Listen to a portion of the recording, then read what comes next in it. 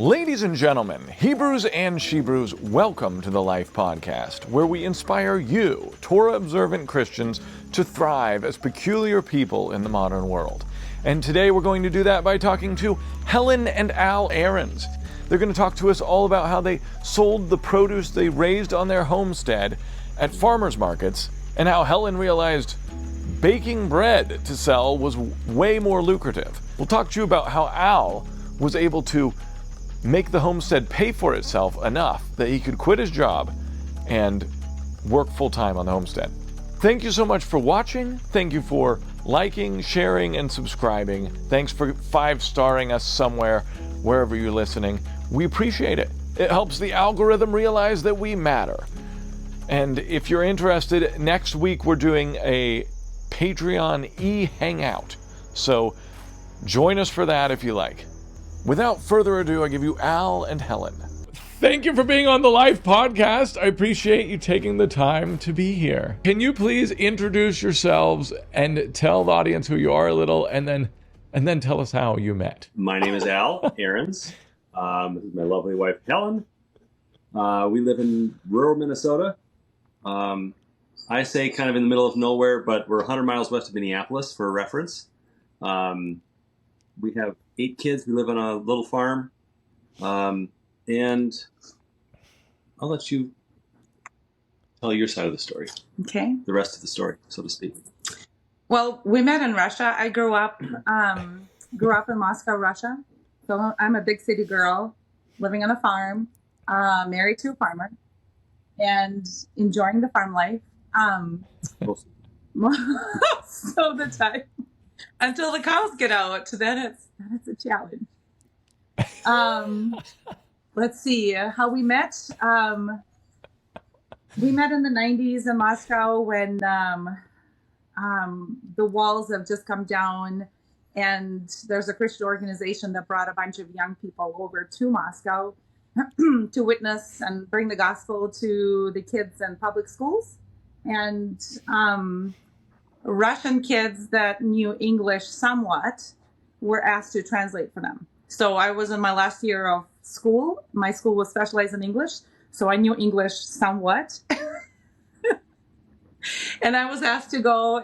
My choice was stay in my physics class and count the birds on the tree outside, because I did not enjoy physics, or go translate for these exotic Americans. So I chose to go translate for Americans. And Al and I didn't meet at that time. That was not the trip that he took, but that was the trip that introduced me to this organization. And I came to know the Lord through them, and I just stayed with them and translated for them and interpreted for them for a while. And Al was next year, the next year's group. That's when he came. So that's how we met. I was his translator, and his pickup line was, "Can you teach me John 1:1 in Russian?" So it worked great. That did work. That's cool. Wow. Oh my gosh. I have a lot of questions about that, but maybe we'll go to the farm first. Why did you decide that the farm life was important for you and for your family, if you did? Well, my grandpa immigrated from Germany over 100 years ago, and settled in the area here with, he was a youngster. And my dad was an only child, grew up on the farm. So the farm that we're now on has been in the family for just about 100 years. And I wanted my kids to know and to have an experience similar to what I had growing up. Now, I didn't live on the farm growing up, but my grandparents were 15, 20 minutes away from where I lived. So we spent a lot of time out here during the summer, especially. And what you learn on a farm is invaluable, really, for life. There's so many things that you can't just afford. Number one, you can't afford to go and fix or to replace everything that breaks. You have to figure out how to fix it. And from equipment to animal husbandry to whatever it takes to keep a farm running, I wanted my kids to learn that. And so I asked my dad, if he would be willing to go in with me to release the farm from lease and go back to farming again. And he agreed, and so we gave it a shot. Unfortunately, he became ill shortly after that and passed away, only about a year and a half into our long-term adventure, and so my kids missed out on the wealth of knowledge that he was on the farm side of things. But we're still trying to pick away at it and learn together, because I didn't learn anything about farming growing up because my grandpa and my dad didn't really farm a whole lot. Everything was rented out, and so it was we're still trying to figure it out as we go. We run an organic farm, so that makes it even more challenging. We run a grass-fed beef herd. Struggles with many things, but so many blessings along the way that just did a lot there, but I don't want to extend it. So. But I think the big thing is involving our children. Yeah. So it's more than a job. Al's heart is really with his family, and it's hard to produce big wealth on a small farm, right? But the wealth that he is able to produce here on this farm is in relationships with the kids, teaching them the hard work. Our son William is with him on the tractor. They're inseparable. They're just he's out there with him all the time, learning all the things. And I don't know why it is so hard for my brain to think like a farmer, but I think I might be missing a DNA that little switch that flips from city to the farm. I'm missing that. And so I'm relying on William, who's 11, to educate me when I don't know something. Oh, Mom. And he will tell me all about it because he is with him all the time, watching him fix tractors and watching him deal with animals. And the kids can herd the cattle when they are out. And so all of those skills, even though like our older kids, they did not stay farming, the ones that are married and gone now from home. One of them is in New York City. The other one is in Baltimore. Right. So, but they still have. They got the city gene from you.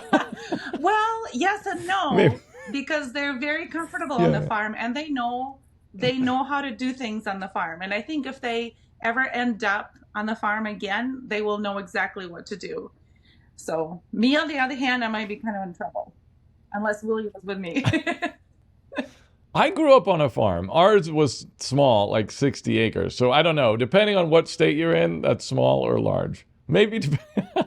And in Australia, I feel like it's even smaller. I feel like theirs are thousands of acres and it's crazy, but they can't grow anything.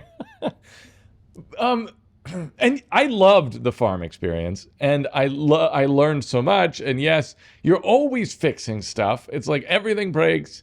Everything has to be fixed. So that helped me become mechanically inclined. See, it's not just it's everything breaks.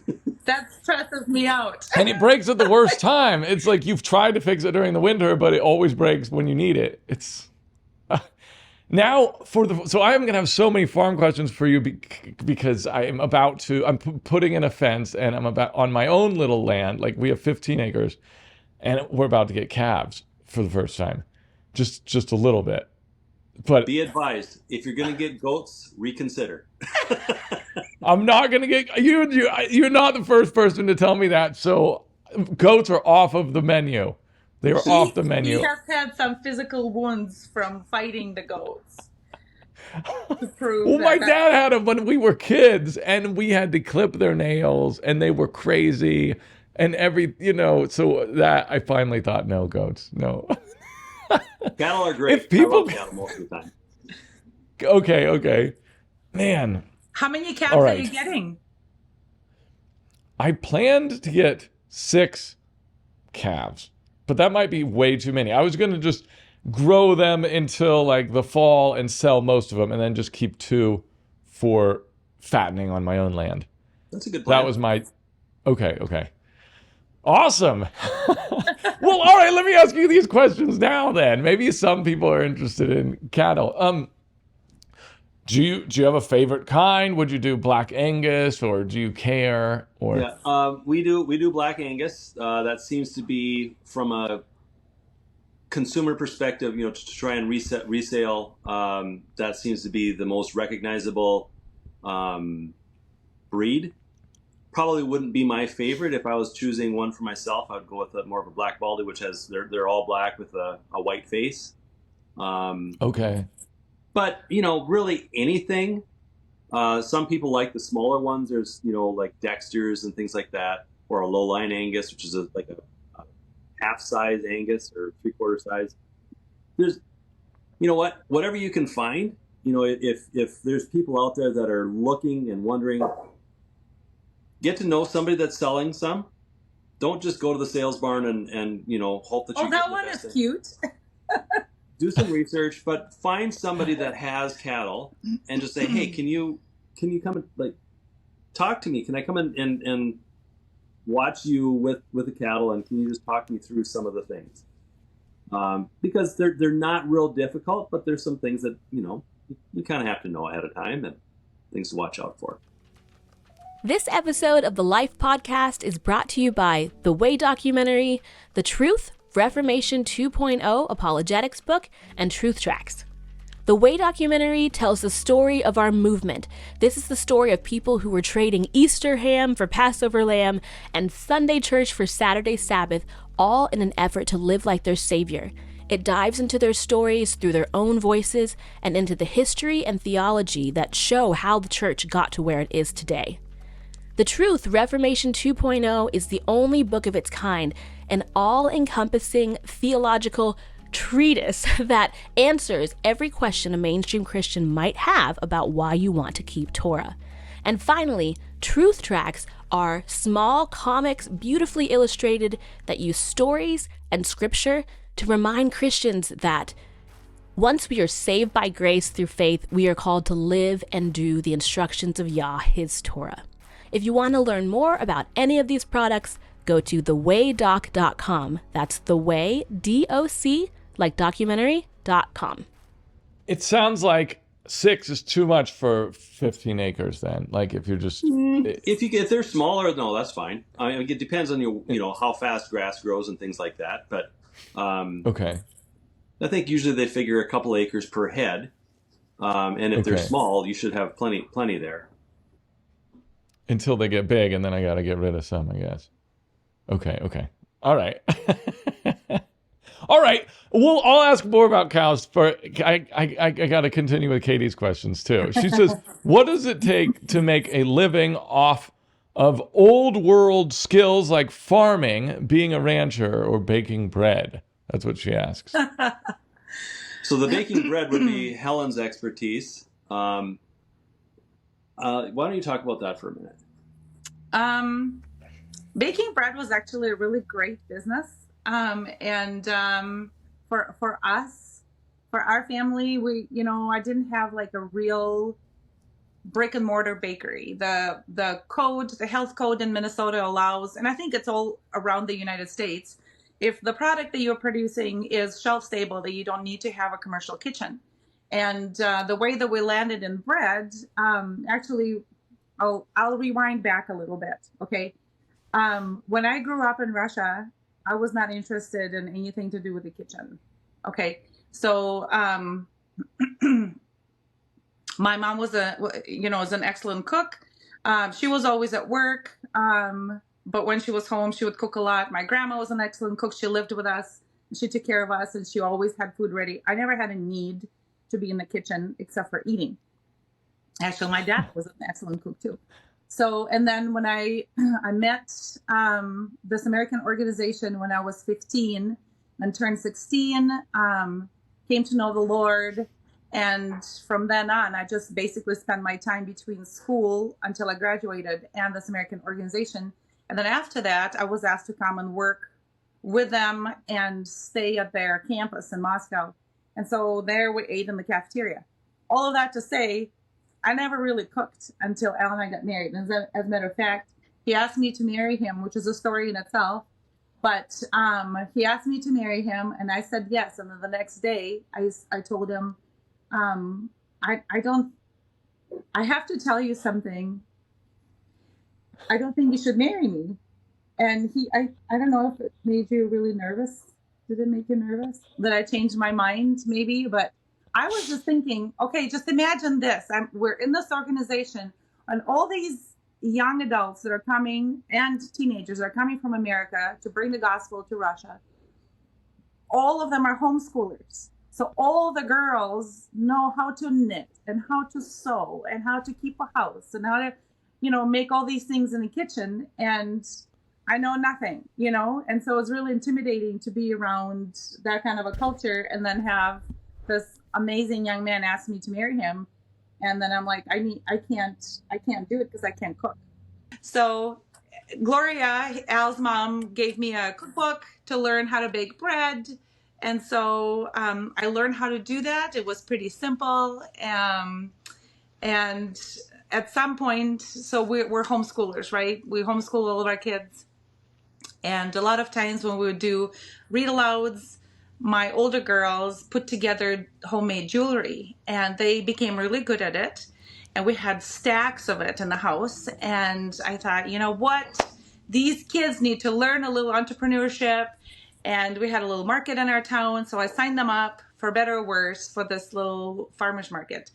And they brought their jewelry, and I thought, well, I should bring something too. And so I made 11 loaves of bread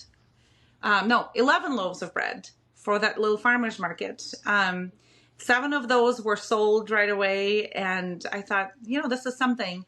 And my girls continued to bring jewelry, and I continued to make bread until I pushed their jewelry business out of the way. And Out of the way. and then they just helped me make bread. And so that kind of birthed our little family baking business. We became kind of known in town for baking bread. And it was more artisan bread, more European style. And then I learned how to make sourdough. And that was just absolutely amazing. What a miracle that is. It's hard to actually go from a regular yeasted bread and learn sourdough because the process is so different and you have to adjust to that. But there's a lot of spiritual application. It's beautiful on so many levels. And so our family ran that little business. So it was a little side hustle. And Al actually would take off work and help us with that. And he loved to come to the market. We really enjoyed the subculture of the market vendors. We got to know a lot of wonderful growers that are very connected to the land, and they know how to grow things. We learned so much from them and gained a lot of friends. But eventually I burnt out. So eventually the business got so big, and because it was all family run and we're not hirers, and I'm sure your people in your audience who are entrepreneurs will right away spot that and say, oh, that's the business that's not going to really grow well, right? Because we never hired outside people. And we started a pizza business, which is a different story, but we became so busy with that, and we would hold events our market was on a Wednesday when I would bring the bread.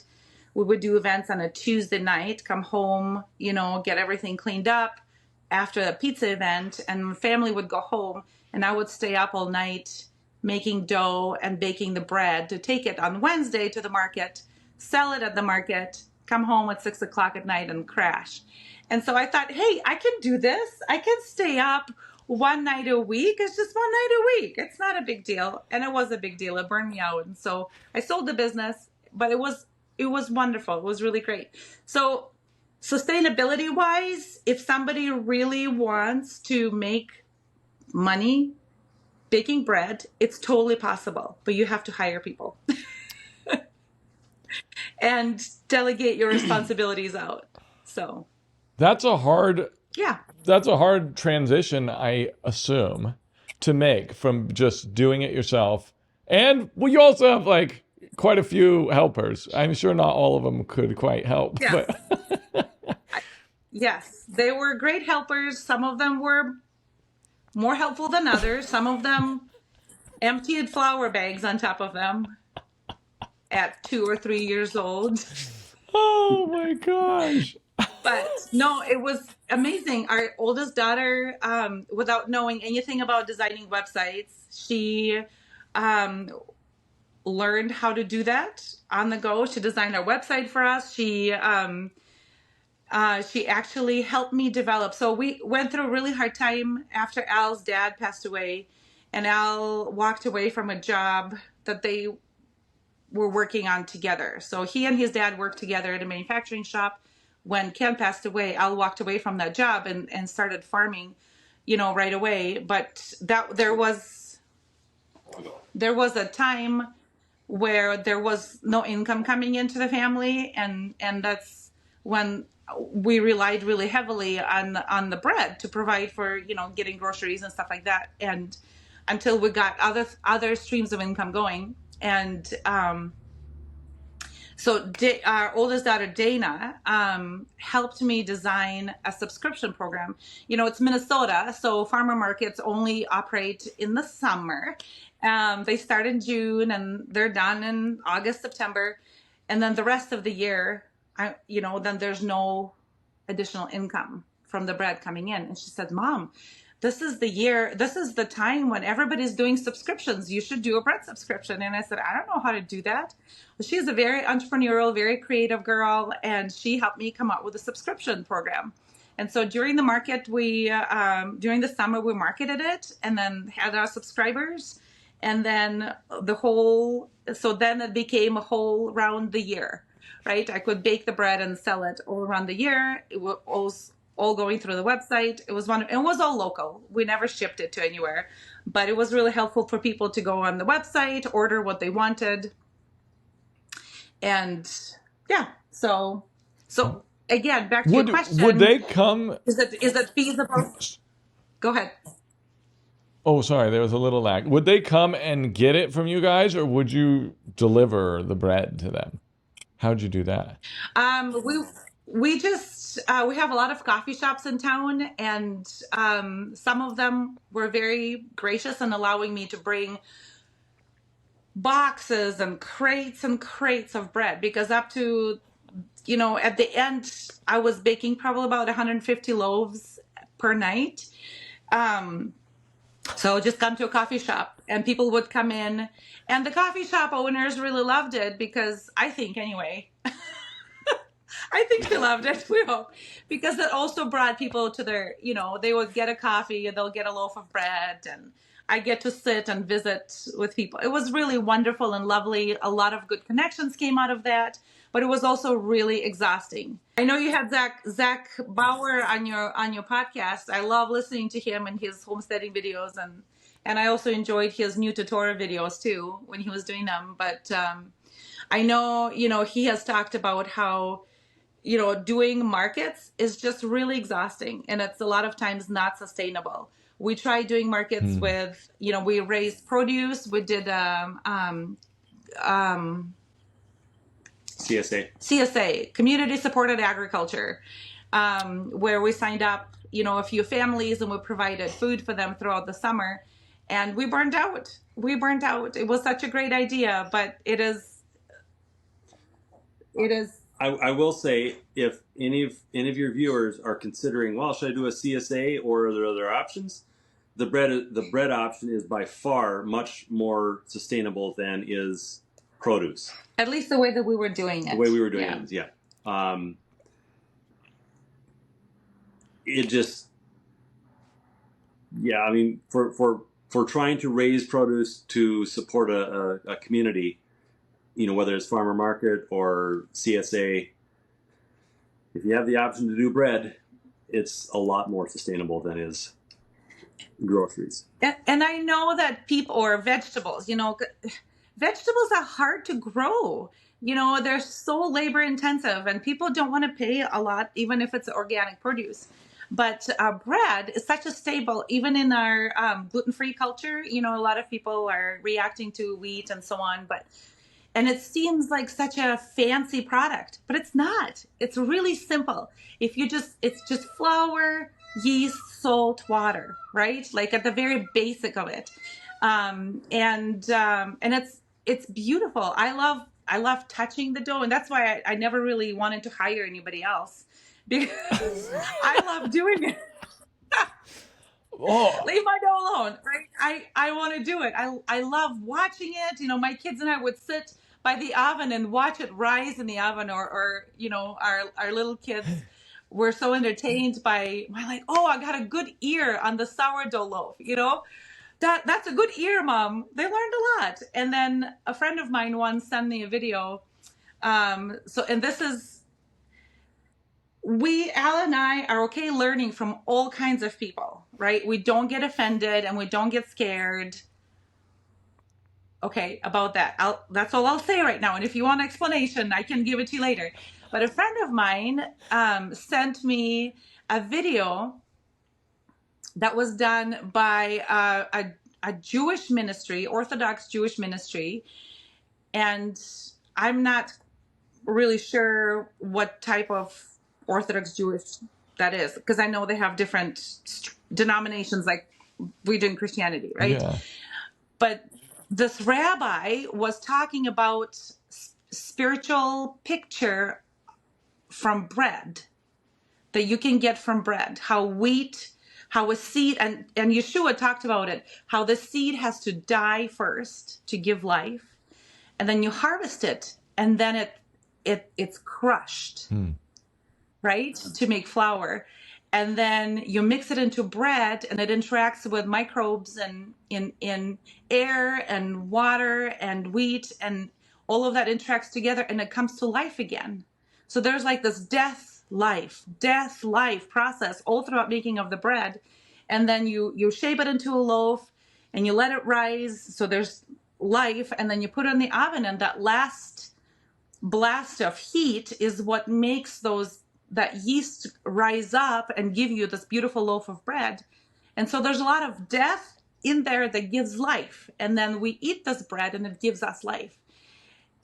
That's cool. I bawled through the whole video, and people are probably like, why does that make you cry? But when you interact with yeasted dough all the time, and you just think about the process from the seed being planted to the finished product, it was really meaningful, and we got to do it all the time. Wow. So a lot of lessons learned, but as income stream, it was great as a side hustle. Just don't get burnt out. Wow. So definitely get help on that. Somebody to help. So can we, there's a couple things I want to zoom in on. I'd like to zoom in first on the CSA thing. I'd like you to talk us a little bit about why produce is harder and some of your advice and lessons learned there. And then after that, I'm wondering if we can zoom in on when it was this difficult time when Al stopped full-time working and started full-time farming, it sounds like, and you had that transition period. Could we talk about those and then talk about the pizza business? I don't know. We can do it in that order if you want, or if sequentially it came in a different order, we can do it a different way. Sure. So the CSA, I think the biggest thing from raising produce is you're unless you're using a tunnel system or something like that where your environment is enclosed, you're reliant on the variables that go into your product are wildly unpredictable. Weather, wind, cows getting loose and trampling your garden, whatever it may be. Goats eating your garden. Everything, whatever it is, right? So, and that's why I say between bread and produce, the wildly unpredictable variables with bread are almost minimal compared to a garden. So whether it's raining or shining, or it's 100 degrees outside or 30 degrees outside, you can make bread. If it's 3 inches of rain and you're trying to dig in your garden for potatoes or carrots, it's not fun. Can it be? Yes, it can be done, but there's so many variables that go into garden, and you're watering, and I'm not saying it can't be done. Obviously, there are a lot of people that do it and enjoy doing it, and we enjoy doing it too. We were looking at, between our whole family, we were putting in 25 hours a day, man hours a day, trying to keep our garden weeded, and that was to support, I think, 10 CSA boxes. Could we have done more? Yes, it was our first time, and we're trying to figure everything out and whatever. We didn't have a clue. Like, we put in 120 tomato plants. We could have probably gotten by with 5. So we had tomatoes coming out our year. Like, it just, So if you're looking at doing it, find somebody who's done it before, and again, ask for advice, get wisdom from other people who've done it. We are not those people, so don't ask us. But also the timing of everything, right? Everything is different. Like, some of our friends that we did market with, we met some growers, and one particular couple, I asked them to become our mentors. I said, can you mentor us in doing this? Because I don't know what I'm doing. Al does, but he's also busy with other things. We just had a baby. Okay, so Charlotte was... A year? No, she was 6 or 7 months old. She was out in the, in the heat and the wind out there with me in the, no, she was just scrolling in the rows. And then, what do you grow in Minnesota? We would grow beans and radishes, and we love herbs. I love cooking with fresh herbs. And so we did a lot of that. And sometimes people would be like, we had beans for the last 3 boxes. Could you give us something different? And I'll be like, sorry, Beans are what's in season. this is what we got. Also, where do you live? We live in a town that's about 20,000 people, 25, 20.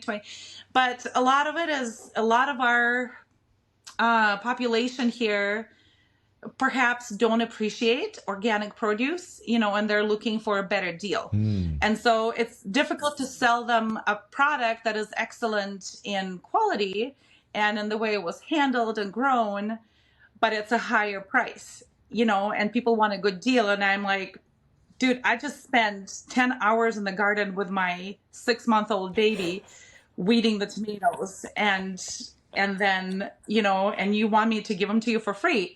People just want a good deal, and like, yeah, no. So yeah, depending on your market, that's a good point. Your market, you have to be realistic. Yeah. Are people looking for higher end, higher quality, or are they looking for cheap?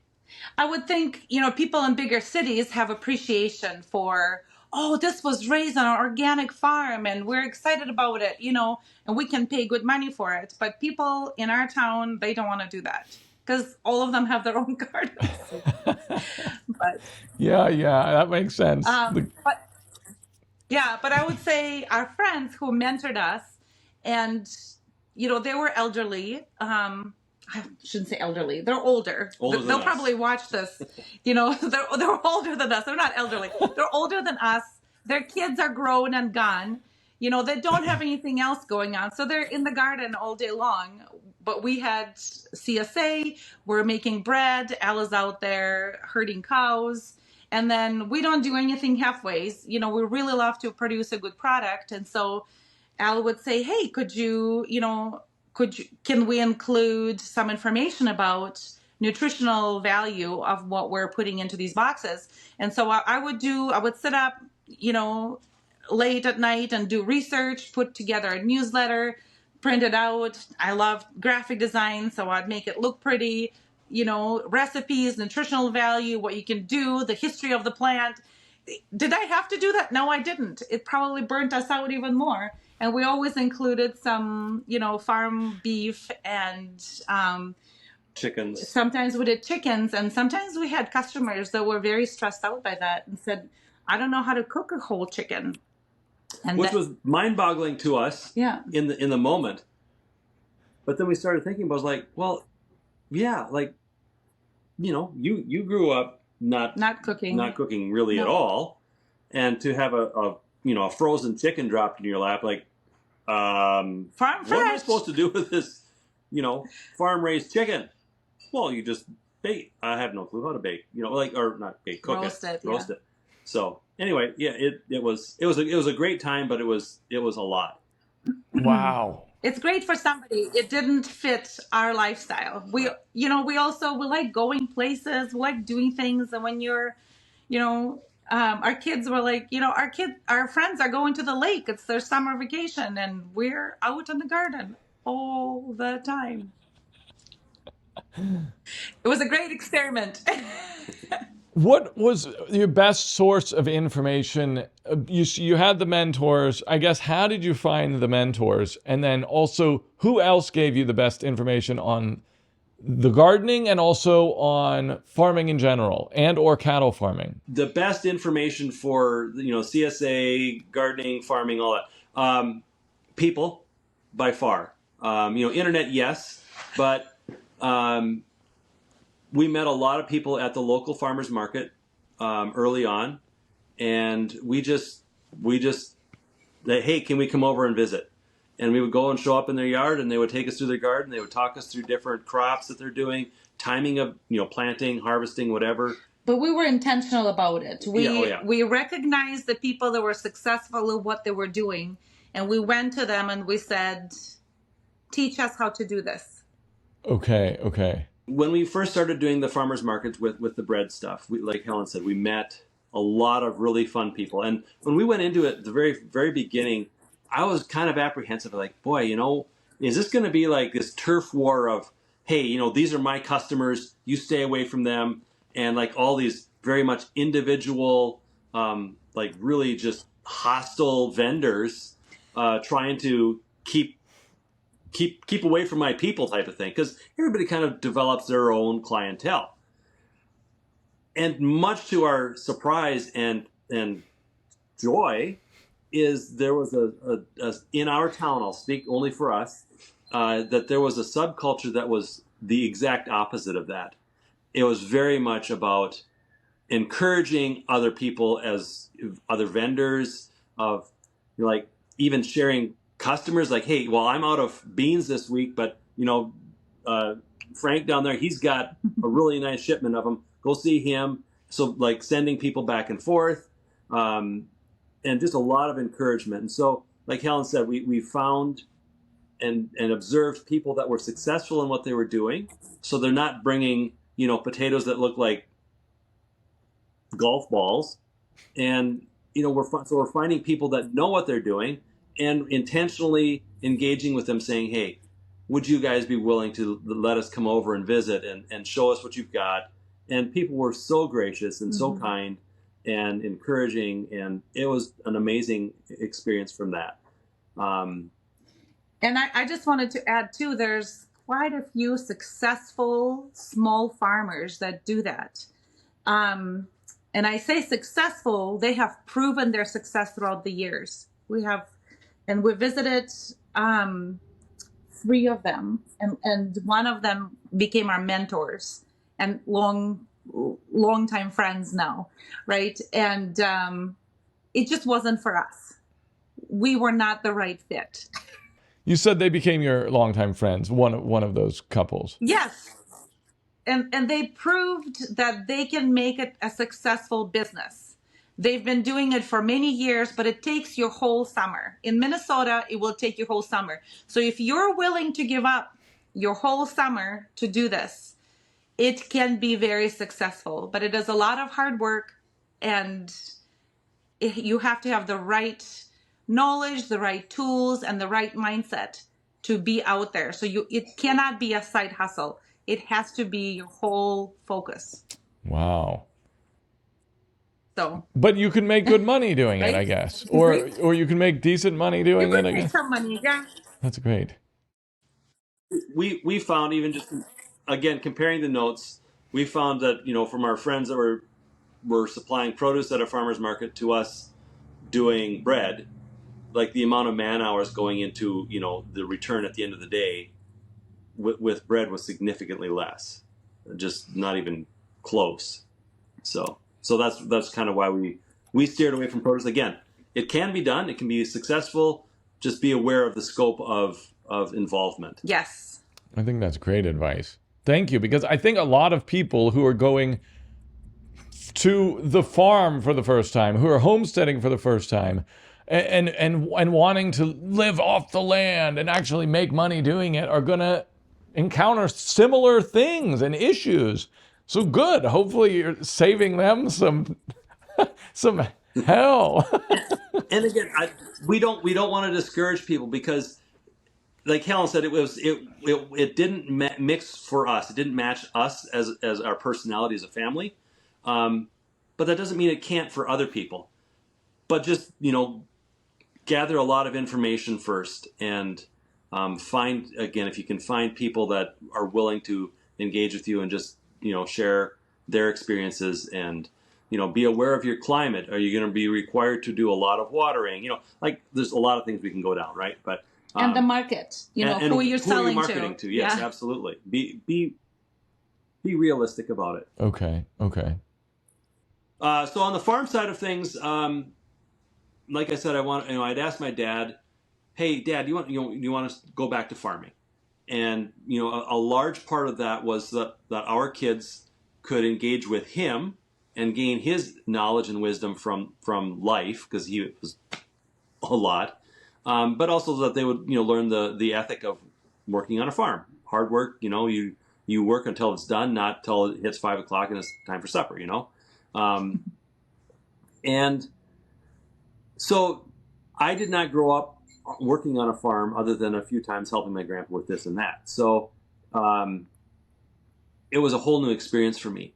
So I went into it with the mentality like, well, I have to learn the whole process. What is the best, from a dollar per acre return, what's the best usage of the land? And for me, one of my motivations in farming was, yes, to have our kids involved and for them to learn, but also that when I leave the planet, that the farm will be, the farmland, like the soil, will be in better condition than when I got it. So for me, and I know there's a lot of buzzwords out there and a lot of goofiness, and there's a lot of good things, and you kind of have to wade through it. So I probably will use some terminology that will irritate some people and resonate with others, whatever. Okay, so hear my heart, not the words. All right, and that is, so we decided to move toward to the organic side of agriculture, including with raising beef. So high intensity rotational grazing. So I'm moving my animals every day or sometimes multiple times a day to different smaller paddocks, running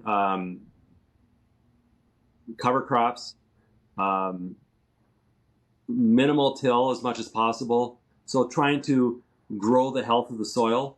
There's so much life in the soil itself, in a handful of dirt.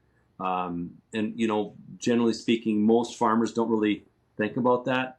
It's like, well, what chemicals can I put on it to kill the weeds, and what chemicals can I put it on it to make the good crops grow? And we try to, we do avoid the chemical side of things, and it's a lot more work. Again, back to the something has to replace chemicals. Well, that's time, and boots on the ground in a field pulling weeds, or mechanically, but it's and where did we find that? Well, a lot of it is trial and error.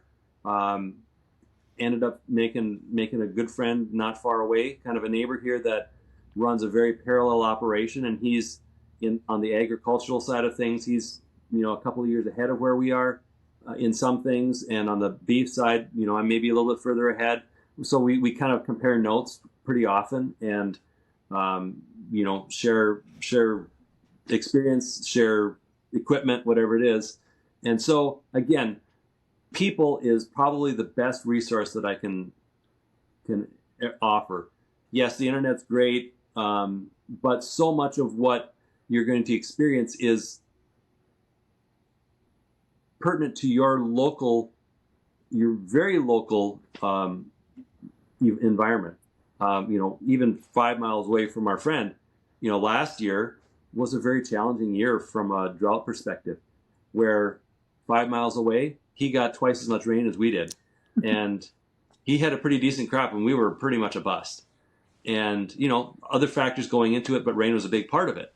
But so even having a neighbor 5 miles away doesn't guarantee that you're going to have the same climate even. So there's a lot of things, but people, by far, local people that you can gain experience from and knowledge from is by far your best resource. Mm-hmm. At least from our experience. How big is your farm? I know everyone's going to be wondering, how big is this guy's farm? So in west central Minnesota, we have a 250 acre farm. By today's so back in the day when my grandparents took over, that was the average size farm, 250, 300 acres, something like that. It was enough to raise dairy, raise hogs, raise chickens, raise whatever they did back in the day. And it kept a family busy. And I look at it, and it's interesting, and I'm going to rabbit trail here a little bit, but my grandpa, came from Germany in almost 100 years ago exactly, and started farming, whenever he started farming, using a team of horses. And I think about that, the advancements in agricultural equipment over his lifespan, going from, a 2-row planter, cultivator, whatever, behind horses, to by the time he passed away, I think they were running 24-row planters with GPS, and they could have a field done in a matter of a couple of hours versus several days. And just to the amount of man hours that have been replaced by equipment is amazing to me. But that was a rabbit trail. How do you have it distributed? Like, how much are you doing for animals? How much for plants? And can you walk us through how you choose your crops and that sort of thing? I'm also curious if you do the whole Sabbath year thing. I know that's a crazy question, but we get there eventually if you can. That's a great question. Yeah. Yeah. So we 250 acres. So in our area now, because a lot of farming, whether it's agriculture or dairy, it's kind of like the little guy starts to get pushed out, and the bigger corporate farms, corporate dairies, they start to take over. And it's an unfortunate reality of our culture, is that the smaller operations are being they're just disappearing. Family farms are closing at a tremendous rate. And it makes me sad, because there's so many things that people can learn and experience on them, but it is what it is. This is what people have to do to survive, to sell the farm, because they can't make a living off of it.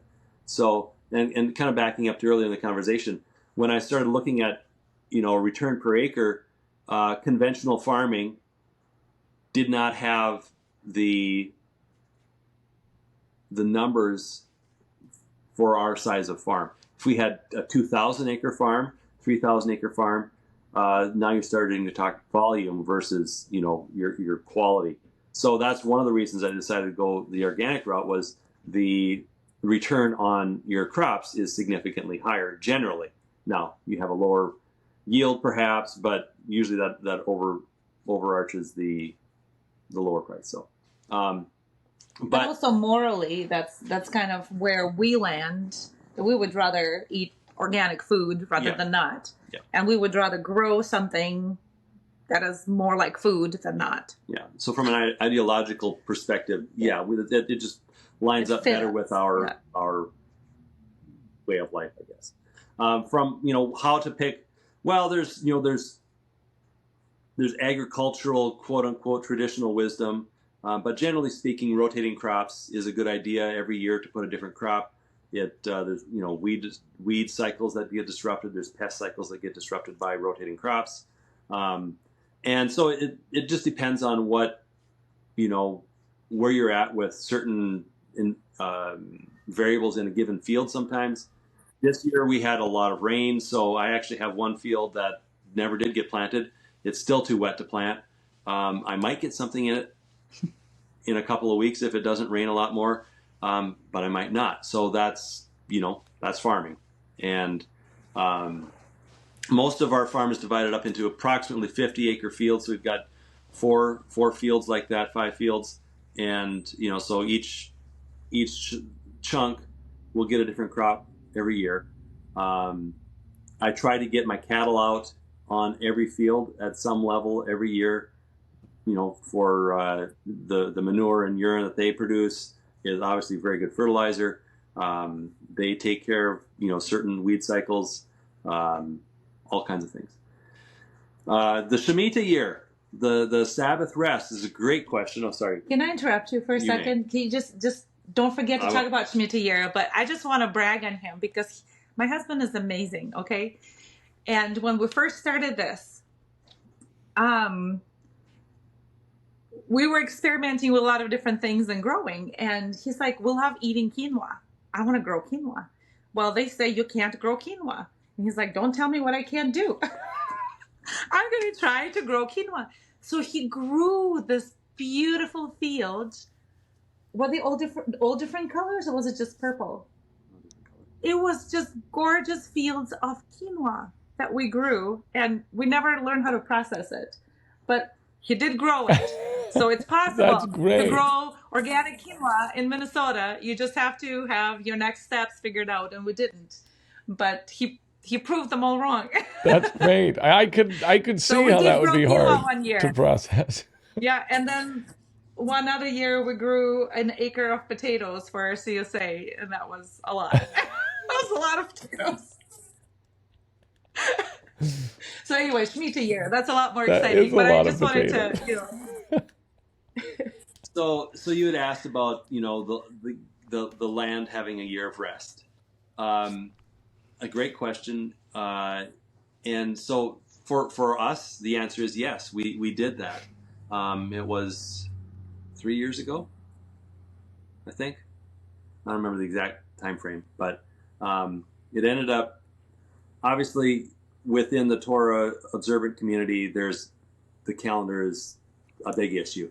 We, as a family, as a couple, and even our local community here, the calendar, we don't make a big deal about it. We do the best of our understanding. So that's just sort of a disclaimer here.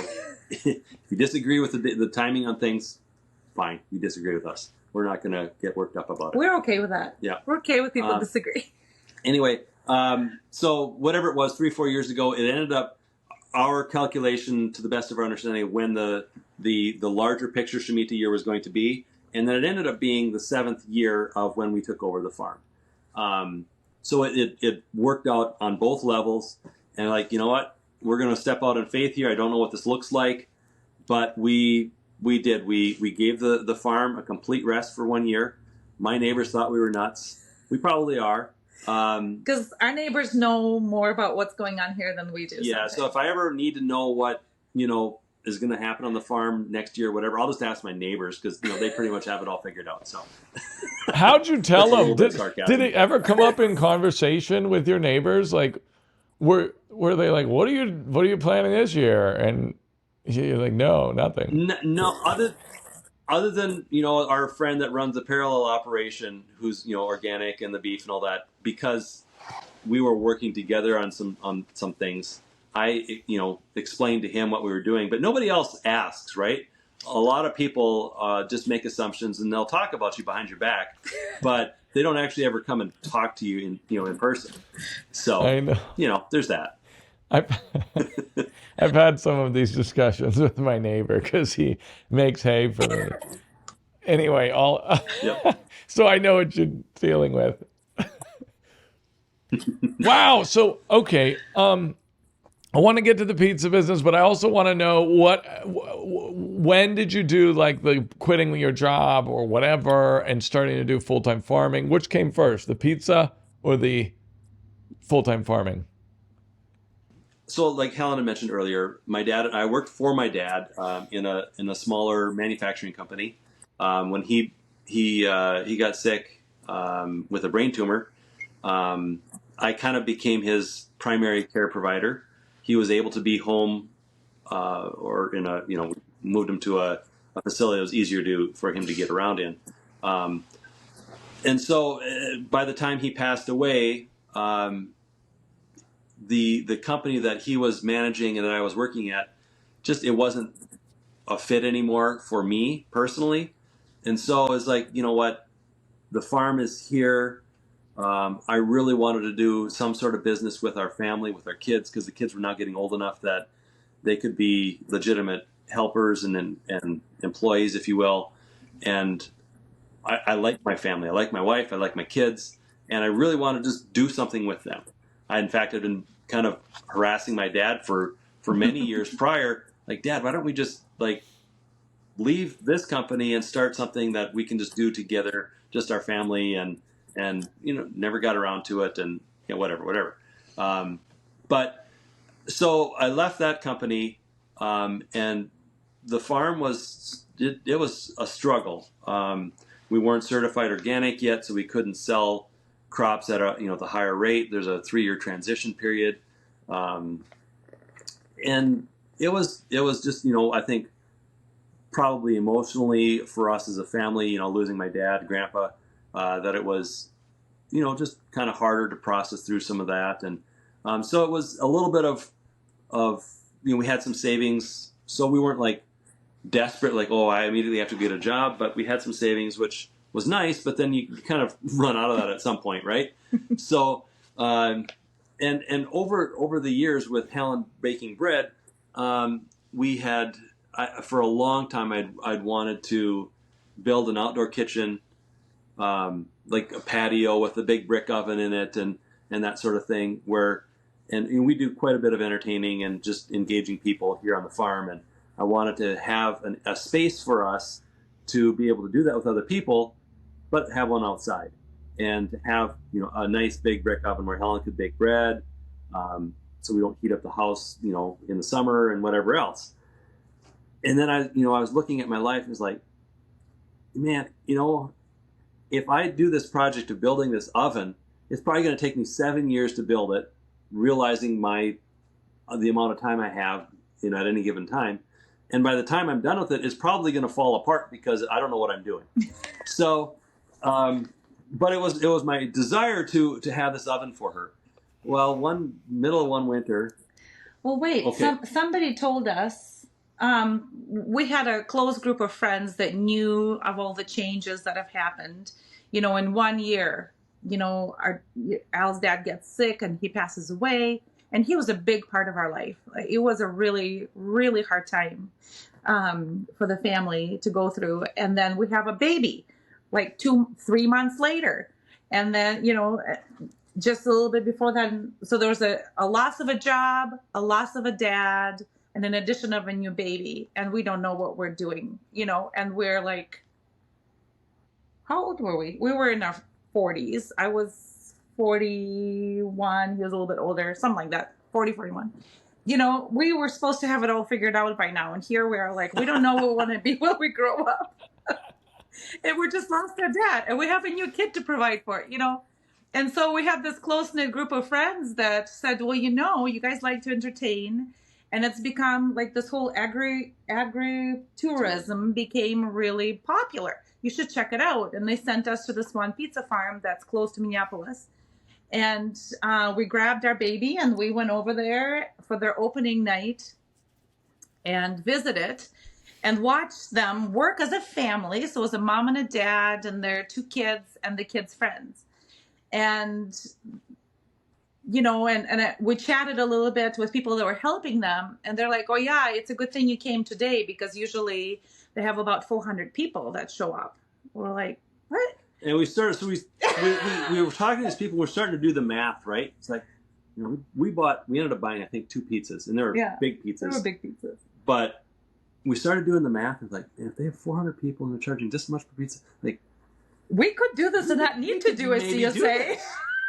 And in the farm was nice, but there's chickens roaming around, so there's chicken poop on the sidewalks. There's horses and smells, and we're used to it. But these are city people that are coming from the Twin Cities, to be part Enjoy of farm life, right? So, like, so the wheels start spinning, or turning. Maybe spinning in my case, but so. But yeah, at one of the drop-offs when I baked the bread for my subscribers in the winter, and I brought it to the coffee shop for them to pick it up.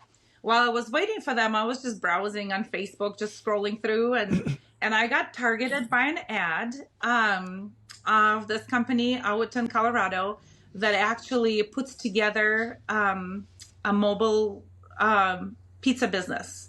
Or I'm not saying it right. They put together a mobile pizza setup. So it's a wood-fired oven, a real wood-fired oven, a big one on wheels with a trailer, and they train you in how to not just make the product, but they also train you in how to run your mobile food business. And they're certified, transportation-wise. The rig is certified to be on the road. So it's all legit. It's all stainless steel, and Al has always had a dream of having a food truck because he loves to cook. I love to cook. We love to entertain. And we tried our hand at running an espresso shop that we were just hoping to have an espresso shop with a bakery, but it turned into a restaurant.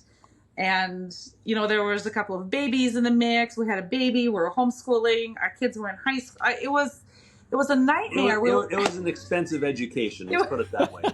So we decided brick and mortar is not for us. But, we had to get it out of our system. Every time we go to a restaurant, we would be like, how would you run this? What would you do, with a menu? How would you make this? And so we had to get it out of our system. So we took over and owned a business that ran this espresso shop / restaurant / it was connected to a music store. So we made friends with all these local musicians. It was an amazing time. But it was also the time when we were starting to realize we don't want to work on a Saturday. This was about, I would say 11, 12 years ago. We really feel strongly we should stay home and rest on a Saturday. But Saturday was the busiest day at the coffee shop. And we were renting space from the music store owner that was next door in the same building. And they had a concert or like a jam session on a Saturday morning, and they needed coffee for that. So we had to be there. That was part of the setup. And so we did it for a couple of years. It really didn't work super great on a couple of different levels. Brick and mortar, we did not like that we have to wait for people to come to us. And we did not love partnering with somebody who had different values. They were great people, wonderful, but they had different values from us, and we wanted to be in control of when we work. Yeah. Right? Al had a dream about having a food truck because we were going to buy this food truck. Al was going to build a wood-fired oven in it, and we were going to drive the food truck around with a wood-fired oven. So instead, I get targeted with this ad because iPhone knows everything, right? Helen is making searches for wood-fired ovens and how to make wood-fired pizza, and the phone knows. And so it connects me, the algorithm connects me with this business.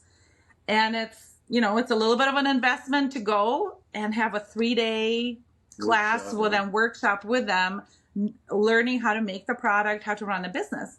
I came home and I'm usually not, we work great. We're an old-fashioned, we would like to think a biblical setup of a family where, I don't usually tell my husband what to do, but he usually listens to what I have to say, usually. It's like that with Sometimes Katie and I too. It's a partnership, but he's in charge. Okay. Does that make sense? Yeah. So, but I came home and I said, you need to go to this. And he was like, whoa, I said, you need to go and do this because they know what they're doing. And this man can do everything. He can fix your car.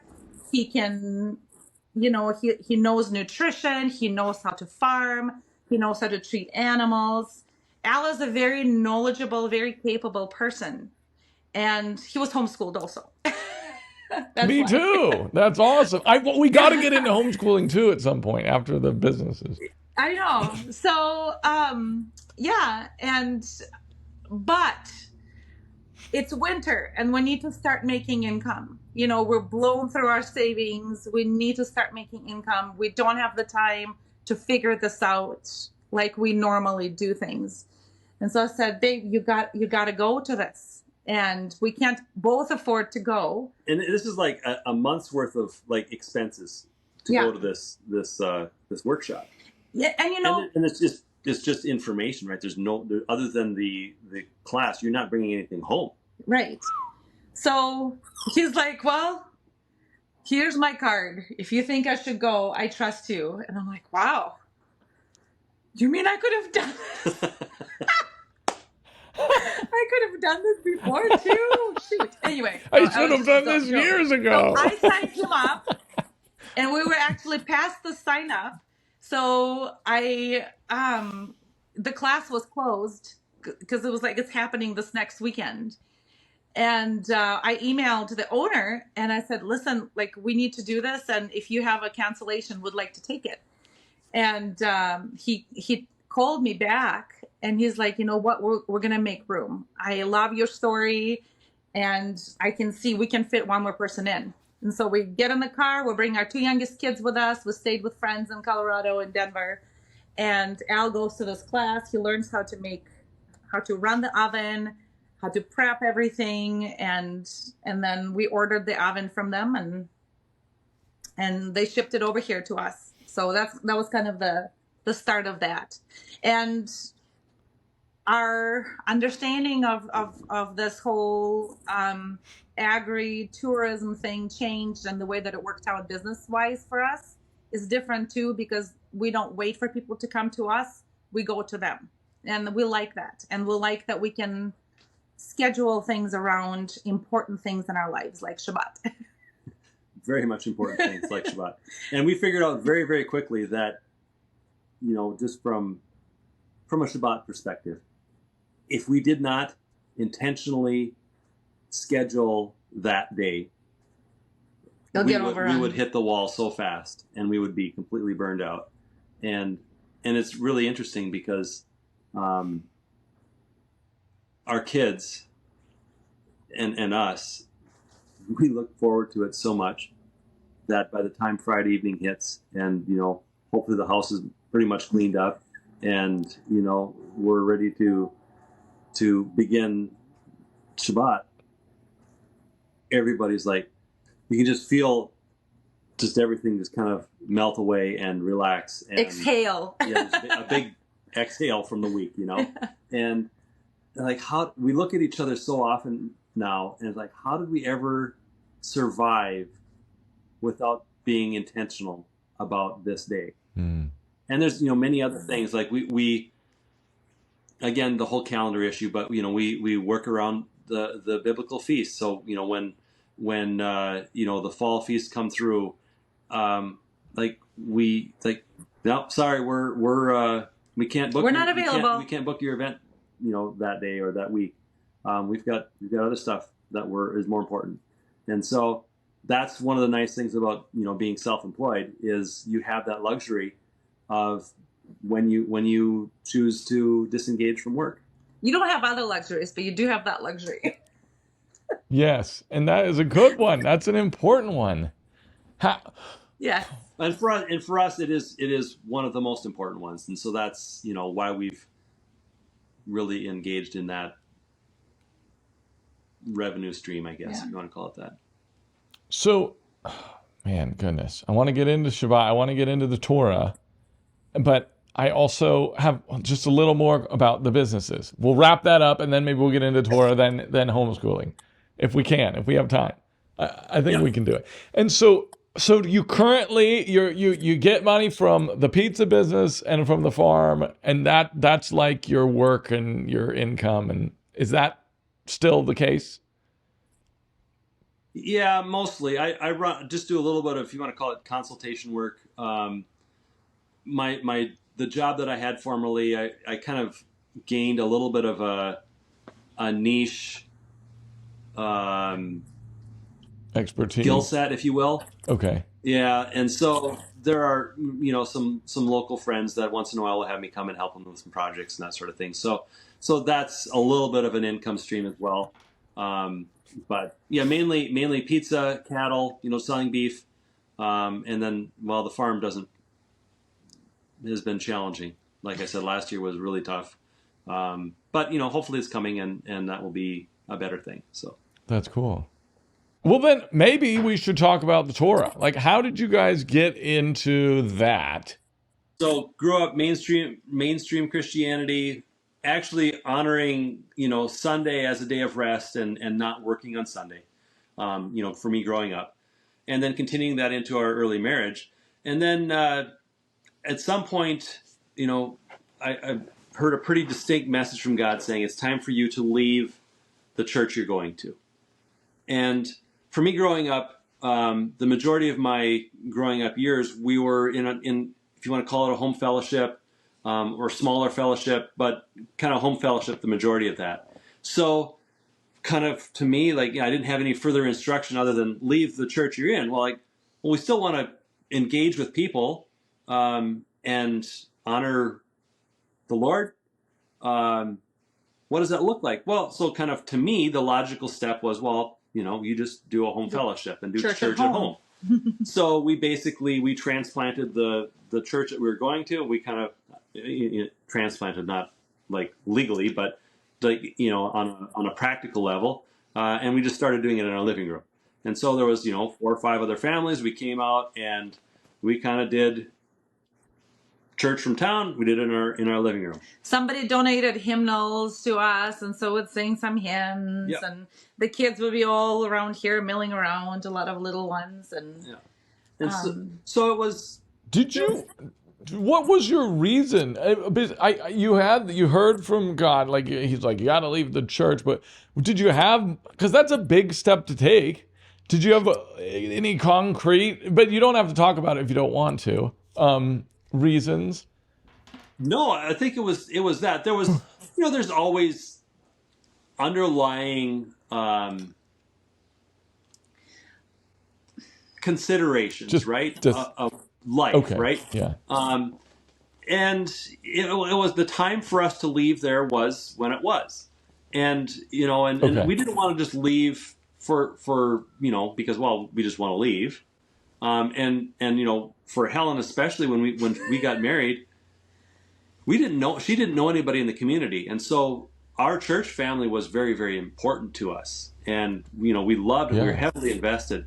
And so kind of getting that message of it's time to go is like, okay. And I have to interrupt. Okay. I'm sorry. I got to budge into this. All right. So my husband was transformed.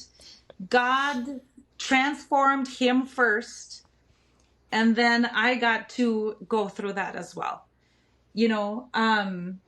There was an activation and a transformation that happened in between. Yes. That that I feel it's important to mention. I grew up as an atheist in a country that didn't allow any spirituality. Christianity was against the law. It was against the law to go to church. My dad was a communist. My mom was compliant to all of the rules because my dad had a valuable job. He was a radio operator and a flight crew. It's a little bit of a rabbit trail, I'm sorry, for Airflot. And he flew internationally. And in USSR, that's what that country was before it became Russia, right? In the 80s or between 80s and 90s, you couldn't go overseas. You had to have permission from your government. And so for my dad to be able to travel outside of the country, he had to be a communist. And his family had to obey the rules of the country. And Christianity was against the rules. And the reason I'm sharing that is that I was not raised in a Christian family. Okay, Al was raised in a great foundation of the gospel. I was not, and then I came to know the Lord through this mission organization or this homeschool organization. They came to Russia to spread the gospel, and Al was a part of that. That's how we met. But that organization had their own doctrinal baggage with them. Does that make sense? And so, yeah, God is so good. He is so good at using imperfect people to bring others to Him. And I'm so grateful that He doesn't he doesn't let it stop. He doesn't let it stop him from drawing people to him. And Al was drawn to him. I was drawn to him from two very, very different backgrounds. And, but we were sort of raised in that, and that, okay, can I just, no, okay.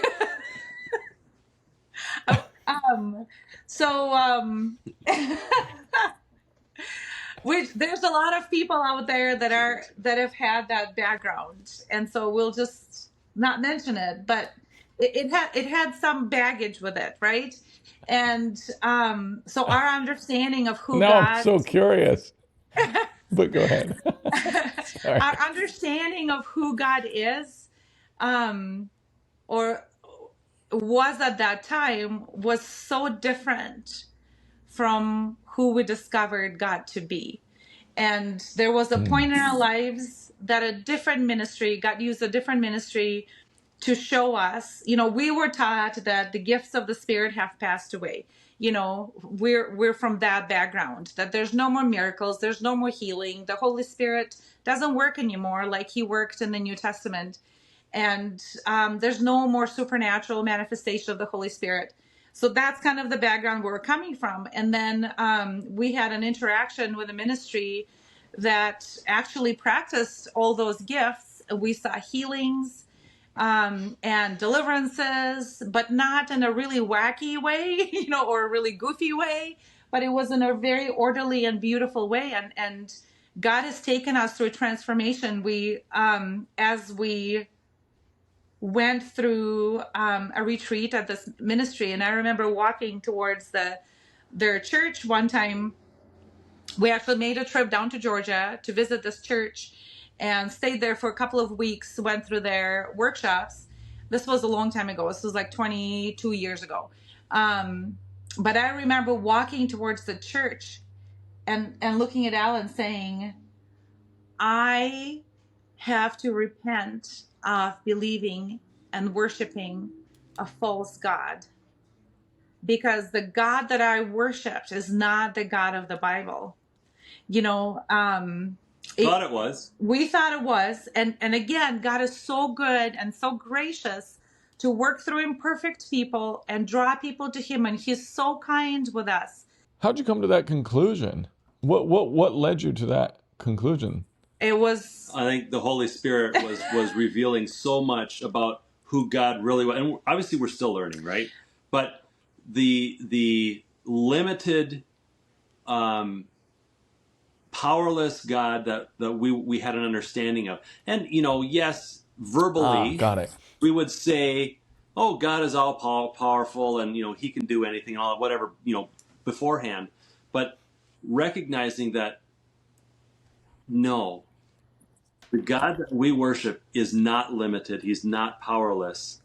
And again, we would have never acknowledged that before that time, but the reality of how we lived our lives, right?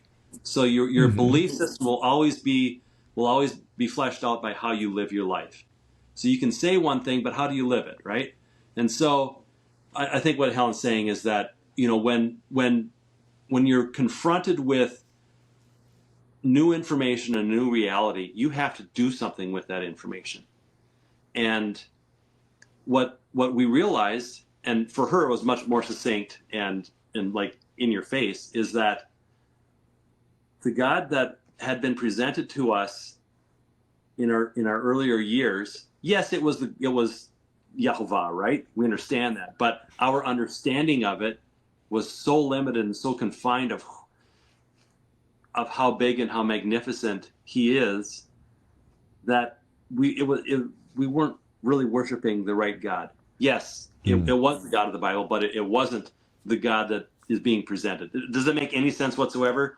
It's just our understanding was so limited, and it still is so limited. That's the thing that's so amazing to us, is that, the limited gain we've made in the last 15 years is going to be eclipsed, thousands of times over yet, because we still have just scratched the surface of how amazing he is and the love that he has for us and for people and all that.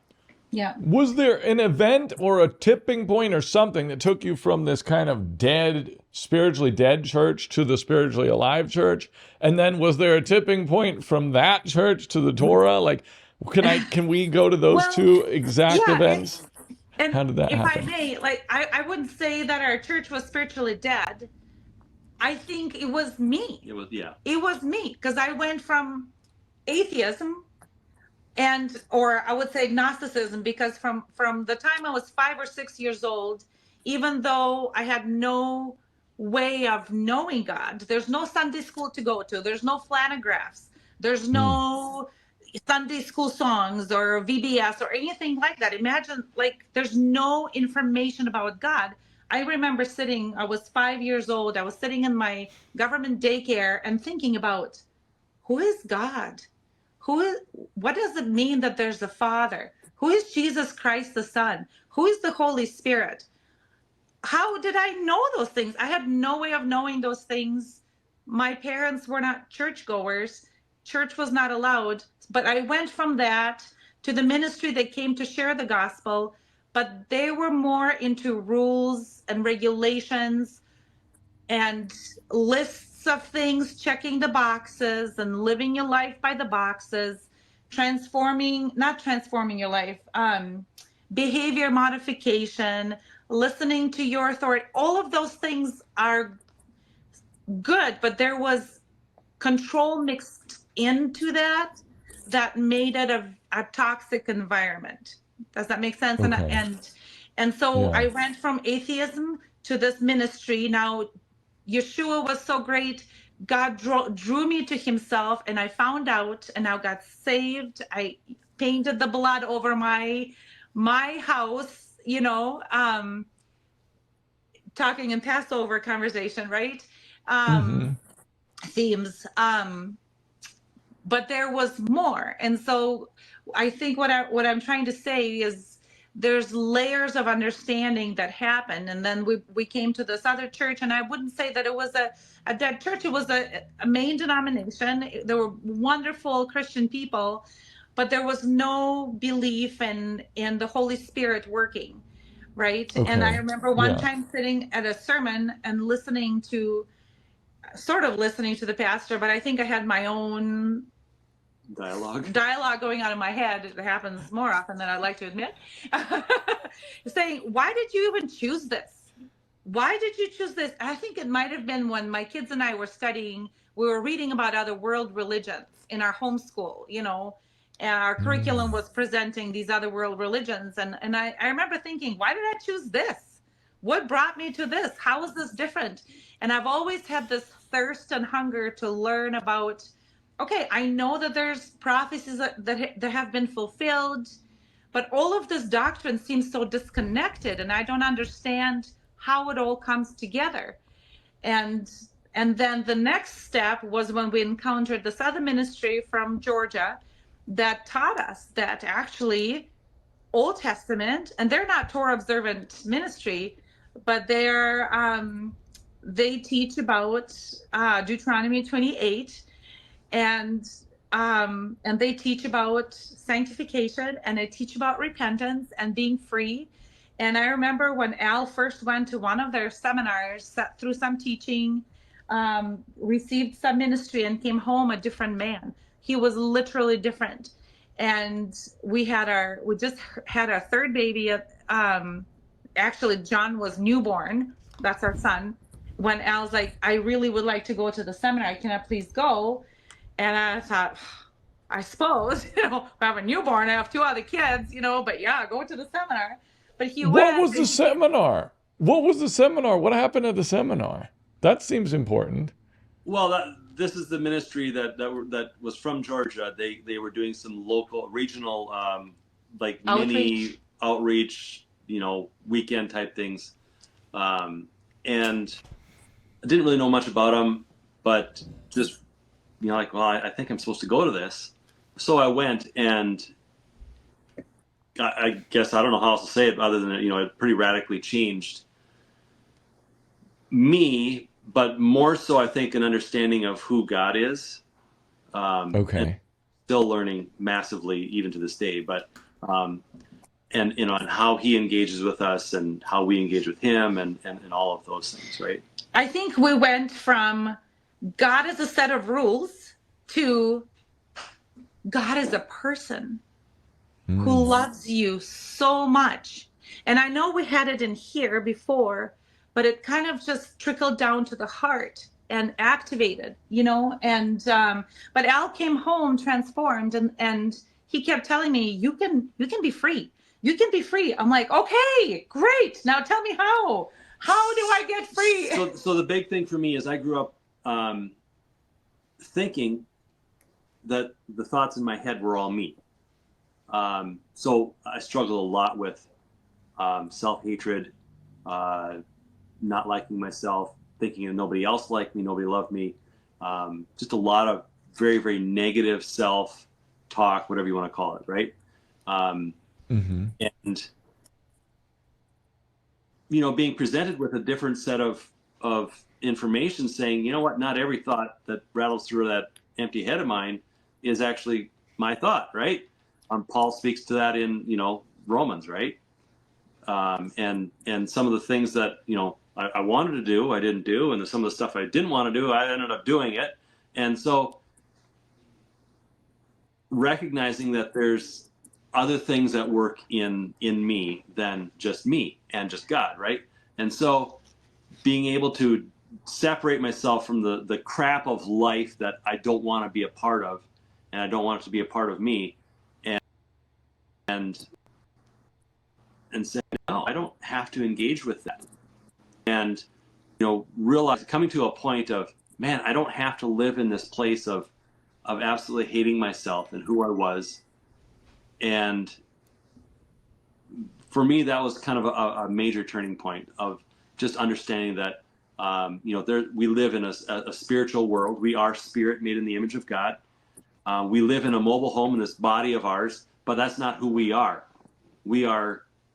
Our identity is made in the image of God. We have a soul, that interface of mind, will, emotions, kind of the go between physical body and spirit, if you will, as well.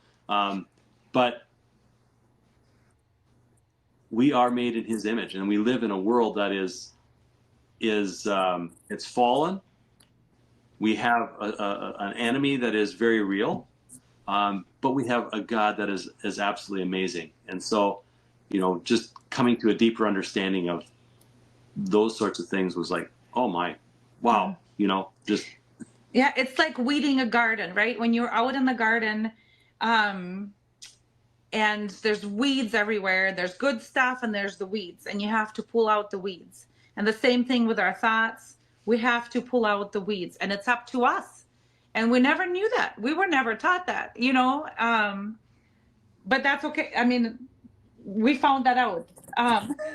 And that was very transformational. And also that brought us to the point where Al was in that situation where when God told him it's time to go, and we started having a home fellowship, and we left doctrines behind, and we opened up our Bibles and we read our Bibles. And tell them about the bulldozing. What happened? Yeah. So backing up a little bit, so about the time that we got the message to leave our local church, was about the time also, it was early 2000s, like 2003, 2004. And, we were in pretty heavy conflict in the Middle East, Iraq and Afghanistan. We were losing a lot of soldiers and stuff over there. And for many years, I'd had a draw toward the military. And out of high school, I had actually actively looked at enlisting and decided against it at that point. But he went to Russia instead. Went to Russia, found a wife instead. But sounds better. A better experience. Oh, absolutely. So, but in 2005, 2006, I really felt a prompting that I was supposed to enlist and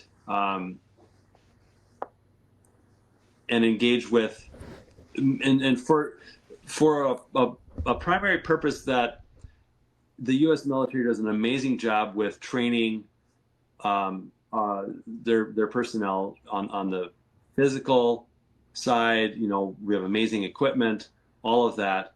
But one area that is severely lacking is on the spiritual development and protection side of things. And so, having come into, you know, a deeper understanding of, you know, thought stuff, spirit world reality, that sort of thing, like I just felt this impression that I was supposed to enlist. And like, well, so the logical thing is, okay, well, I'll be a chaplain. And started looking into that, and it became apparent very quickly that that wasn't going to happen, just because of a lot of lacks on my side of, you know, educational experience and things like that. And so I just like, okay, so God, what, like, I'm hearing I'm supposed to enlist, but what does this look like?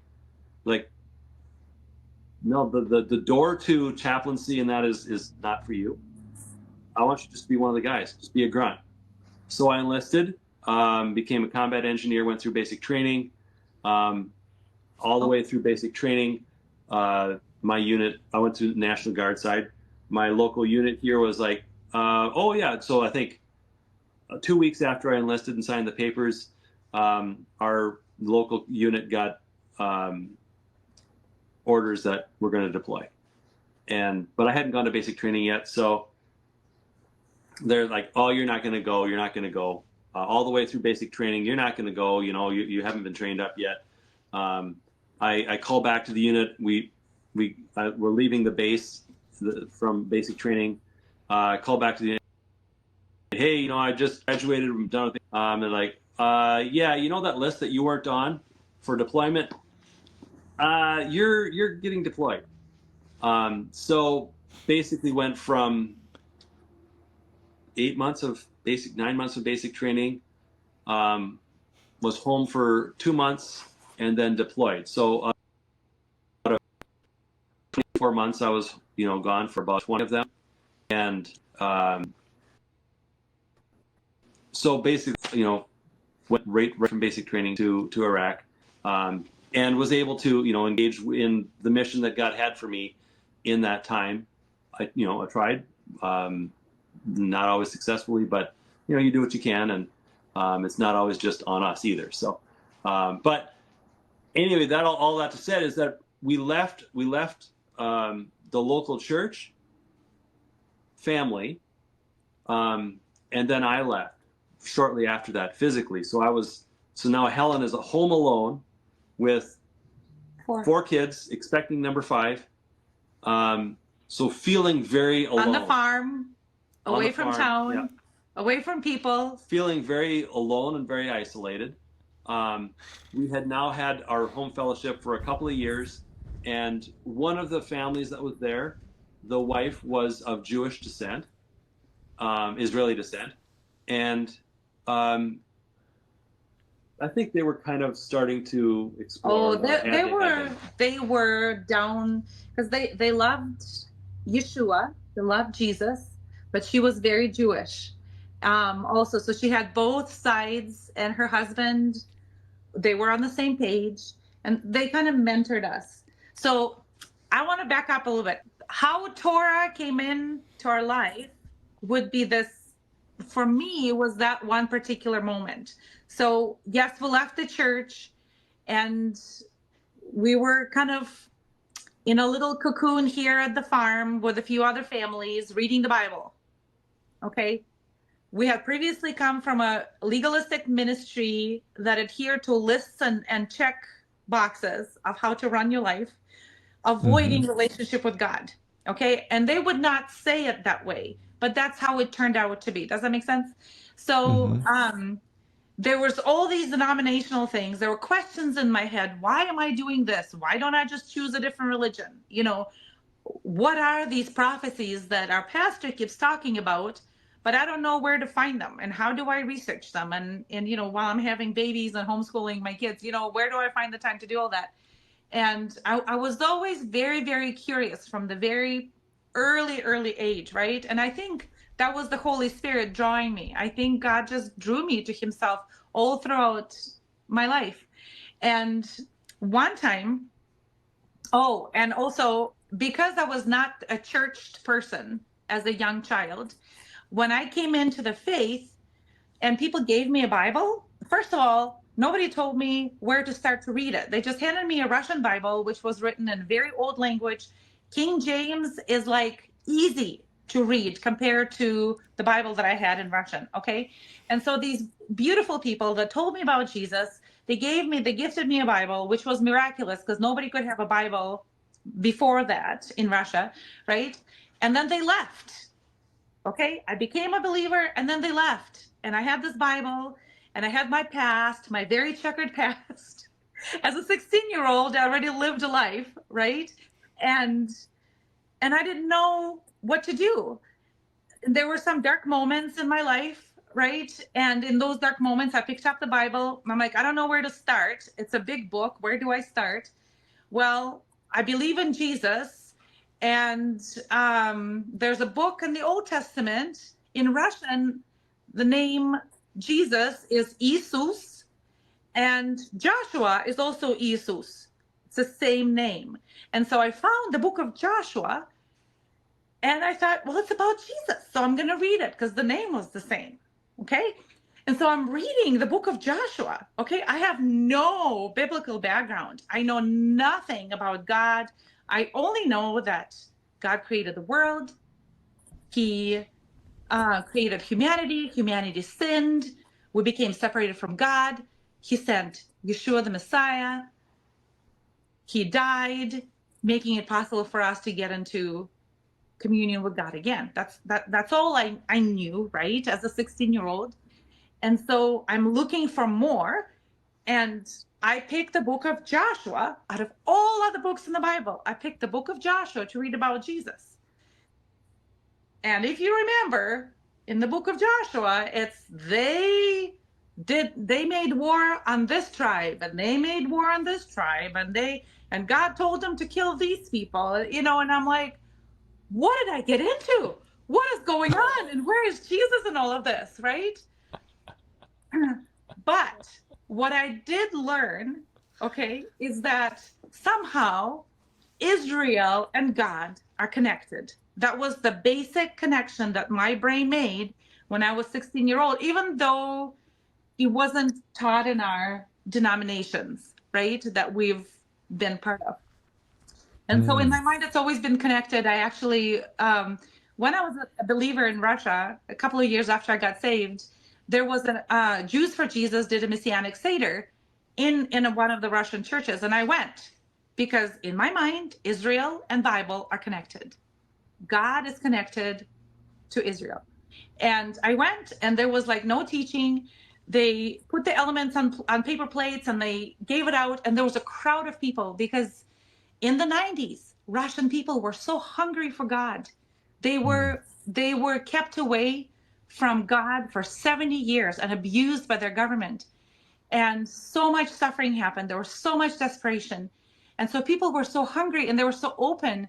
And so there was a huge crowd in this church and we were, shoulder to shoulder like this. And they were passing these plates around and there was no teaching. So, I took the plate and I took the cracker and the horseradish. Okay, great. I know nothing about it, but that was the experience, right? So then fast forward to now us living in Wilmer. We left the church. We're having a little home fellowship in our home, singing from our little hymn books and doing all the things. And then I loved Easter. I loved Easter. This was before we came to Torah. Just a disclaimer. Okay. And because of this amazing miracle that happened, that Jesus died and then he resurrected from the dead. And because of that, we have life. I love that holiday. I think Americans are immune to it because people here grow up with it, but we were never allowed that. And so I just had such huge appreciation for it. And so we go to Alan's mom and dad's for Easter, and his mom is an amazing cook, and it's a traditional Easter dinner, okay, with this amazing honey glazed ham and, mashed potatoes and all the fixings, right? And we sit down and we eat it. And I absolutely loved Al's dad. He was an amazing man. He was kind. He was strong. And he was an amazing biblical scholar. He was just so full of wisdom. And I loved talking to him about God. We just had the best conversations. And I'm always full of questions because I'm so curious about this God that I didn't know about before. And so we sat at this Easter table eating ham and mashed potatoes. And like this question pops into my head out of nowhere. And since then, because of your documentary, I heard other people had the same question. But this was before we had internet, so I had no way of knowing that there are other people asking the same question. It just popped into my head, and I looked at Ken, my father-in-law, and I said, listen, wasn't Jesus Jewish? Why do we eat ham for Easter? Isn't it kind of an affront to his culture? And maybe it's because, again, I'm a transplant into an American culture. So I'm hyper aware of culture, right? In our town, we have Somali culture. We have a lot of people from Somalia, a lot of refugees from Somalia living in our little town. But a lot of Hispanics in our town. There's a very multicultural environment here, and I'm hyper aware of culture. And I love different cultures. And so, like, it was just this explosion of a thought. And Ken just looked at me and kind of, I don't know, smirked and said, why don't you go research it? Okay, I will go do that. But this was, our farm is, it's 15 miles out of town, but it is in a dead zone. It's in the internet dead zone, legitimately. There's nothing around us. Everybody else around us with a 1 mile radius had internet for years. My kids still go into town to do their homework for college because we didn't have internet. And so, but I think there was a purpose in that. I think God had a purpose in that. So we had our Bible, we had our questions. Ken told me to go research, why do we eat ham for Easter? And so I don't even remember how I found books, but I found a few books. One of them was Pagan Christianity by Frank Viola. And he's not a Torah observant author, but he partnered with Barna group and published this book. And I started reading it, and I was like, my blood would stop cold in my veins, thinking, what? How was this? How was this all true? Making all of these connections of the religious roots that are in this faith. Again, because I haven't been in a church as a young person, I haven't been, for the lack of a better word, immunized to religion, desensitized to religion. And so to me, these things just were not connecting, and then again, sitting in a church asking questions like, I feel a little stupid, to be honest, and a little bit hypocritical, celebrating the Good Friday on a Friday and then celebrating resurrection on Easter. Haven't been great at math in school, but I can count to 3. And Jesus said 3 days and 3 nights, and the math is not lining up. And so all of those things together, ham for Easter, the 3 days, and the fact that we were cocooned in our living room with a few other people, looking over our life and our faith. And we had just come out of this transformational experience with a ministry that taught us that what we believed about God that was taught to us by people we respected was actually not biblical. That was the teachings of man. And it was such a wide, eye-opening moment. We were like, what else were we taught that was not biblical? That's the teachings of man. And now we're watching the fruit. At that time, we were watching the fruit of the teaching that we were exposed to in the first and the second organizations we were watching the rotten fruit of that being produced in our friends' lives, and people like self-destructing and walking away from faith and walking away from God. And we did not want that. And so I want for Al to talk about bulldozing. I think that's a good spot to talk about that. Goodness gracious, that already is amazing. It's very interesting that just because you're coming from a different culture, you seem to see some things that maybe Al and other, like myself, other people who just were immersed in maybe Protestant Christianity don't normally see.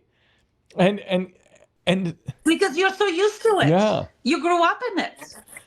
Yeah. And that's crazy that you had the connection with Israel earlier, and then something from that maybe made you realize, oh, well, Jesus was Jewish, and would he be eating ham? It's very interesting. All right, I'm ready. Let's hear about the bulldozer then.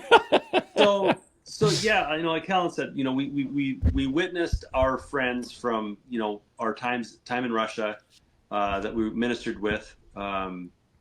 We started seeing them as they checked the boxes and, did the formulas.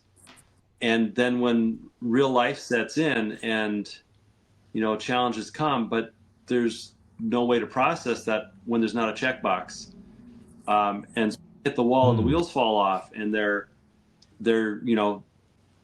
like Helen said, they're self-destructing, and they're, just getting rid of everything. Well, God failed me in this, so God doesn't exist. But the God was the checklist. Right? So again, the God that they were worshiping was really a false God, because it was a false representation of who God really is. So at least that's what we mean by false God.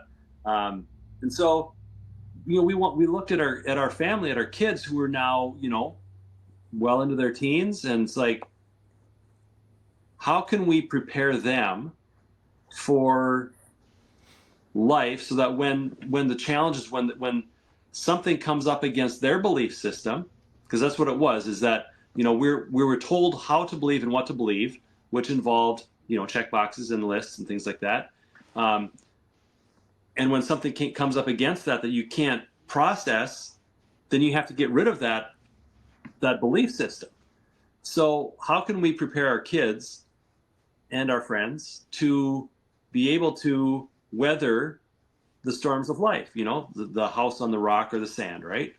And so kind of the mental image that I had was, for me, there was kind of a period of time where basically I excavated down along, we talk about the foundation of our faith, right? And so I took an excavator back. I've got a backhoe here on the farm, and for me, a visual imagery, whatever you want to call it, a visual of, taking that backhoe and excavating down alongside the foundation of the faith, right? Of what I believe. And recognizing that there were things in the foundation of what I believe that didn't belong there. Doctrinal things. And, you can pick any number of them depending on the denominational background of where you come from. Those things could be like, baptism, infant baptism versus adult baptism. Lots of different things that a lot of times we place those things in the foundation of our faith. So basically what ended up happening, I bulldozed everything above ground. So and now I'm realizing they call this, what do they call this? There's a fancy term for it. Deconstructing your faith. I didn't know what it was called, but I wasn't trying to get rid of it. I wanted to make it real. If it's not of God and it's a man-made tradition that is not, resounds in Scripture, then I have to get rid of it. So bulldoze above ground, excavate along the foundation, and realizing pretty quickly that our foundation is supposed to be very, very, very minimalistic. Meaning, if there's any doctrine in there, it's in the wrong place. And this is me talking here. I can't give chapter and verse for this, but it was this time of very, very serious self-introspection of, okay, If it's not real, if it's not authentic, and if it's not of God, then I don't want it to be there. So, and it was about that time that I was starting to investigate the Hebrew language and the lettering of Hebrew, and mind blown, huge, like just exploded on that, and just doing some basic, very very basic study of, the word foundation in Hebrew, and basically everything pointing to Yeshua as the foundation and the chief. He talks about the chief cornerstone, but you know that in the back of your head. But when you actually tie that into the Hebrew language, and everything just comes together, and our foundation is supposed to be pretty basic, and that's Yeshua and the Father, right? And now the above ground stuff, our doctrines, our beliefs, or whatever you want to call those things that are above ground, change them. Our belief of baptism has shifted a little bit. Our beliefs about different things, how we do things, has changed, and that's great. If you believe the same thing you did 10 years ago, you're dead, right? If you're not changing and God's not shifting how you think about things in relation to Him, you're in a rut. And so don't be afraid to change the above ground stuff.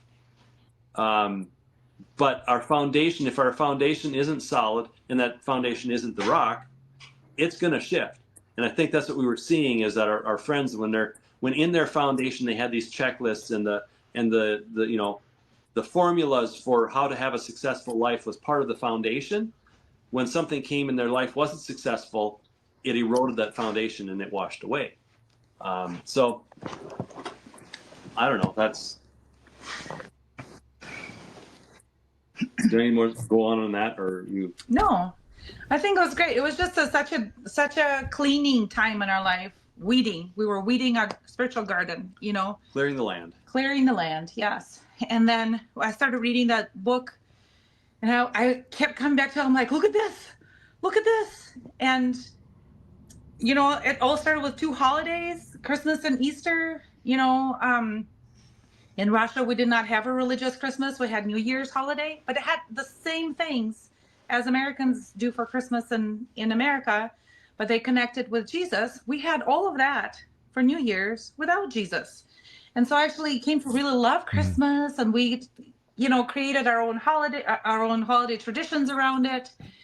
And then I started reading about it, and I also, because I did not have a church background, emotionally, I was not as connected to those holidays as Americans are. And so I think maybe for me it was a little bit more, a little bit easier. But God just flipped the switch in me when I read about them, and I read how they had nothing to do with the Messiah.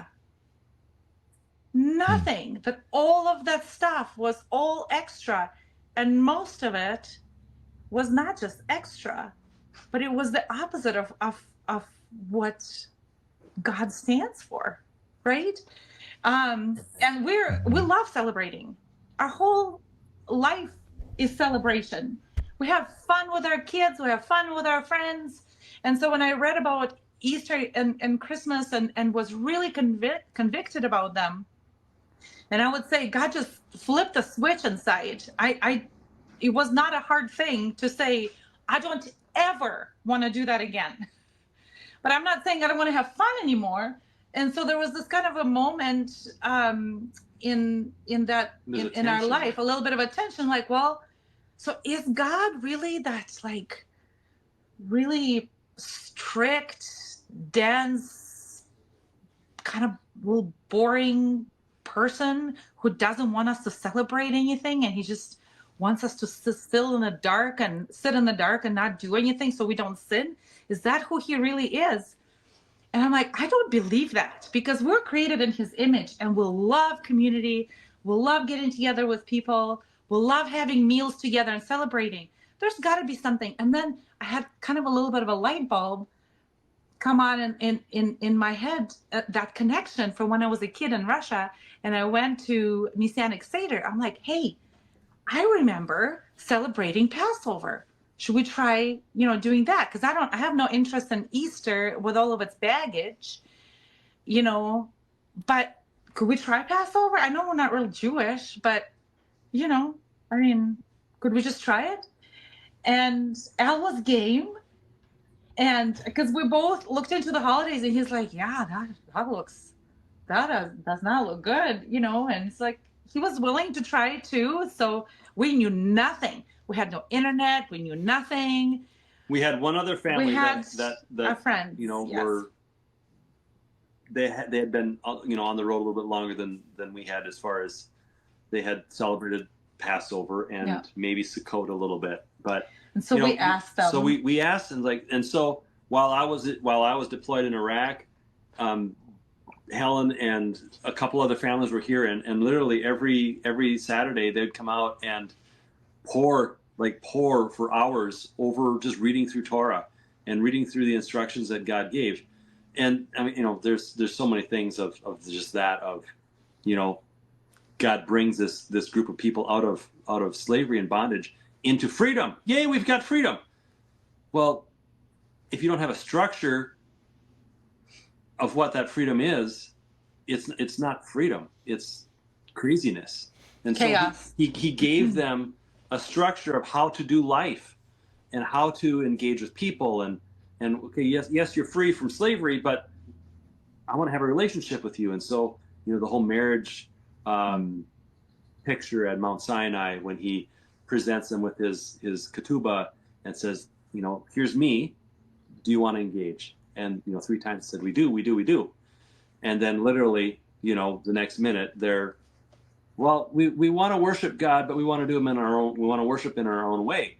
So they make a golden calf, and well, we're gonna have a celebration for God with this calf, because our heart's in the right place. So we'll stamp it with Christianity and say it's a because we want to do it our own way, and God had other ideas about that. So it just, yeah. So we started celebrating these feasts. We started with Passover. We had no idea what we were doing. We had no internet to consult. We had our friends intermittently in our lives to ask them questions, and they mentored us as much as they could. But our first Passovers, I'm just really grateful that God is this amazing Father. He's so gracious. He was probably sitting back and going, look at my kids. They're trying so hard. Yay. We're like, matzah. What's matzah? Where do I find it? We're in the middle of nowhere. I go to Walmart to get groceries. Well, they had one box, so they sold it to a Jewish guy, 2 days ago. And I'm like, well, we don't have matzah. It's too late to order on Amazon. So, let's have saltine crackers. I mean, I'm sure like there's a community out there that is maybe plugged in that's a lot more strict, but we tried so hard, and our first attempts were very cute, and like a toddler or a little baby trying to walk and falling over. We're very good at failing forward. So a few years, and we're very slow learners. So it took us a few years, but soon, and we just started with Passover. We did not know about other feasts, okay? So we just started with Passover, started celebrating it, and it became such a life-giving holiday. Our kids are looking forward to it. My mom comes over from Russia to visit, and my mom had prayed to receive Jesus a few years ago because it was a really hard situation, and she was hurting really badly. It's a story of its own. And I said, Mom, I don't have an answer to your questions, and I can't help you, but I know who can. And I told her about Jesus, and she received Jesus, but her faith is very disconnected. She's still in Russia, and she doesn't have a way to stay connected and abide. Okay, she doesn't have community.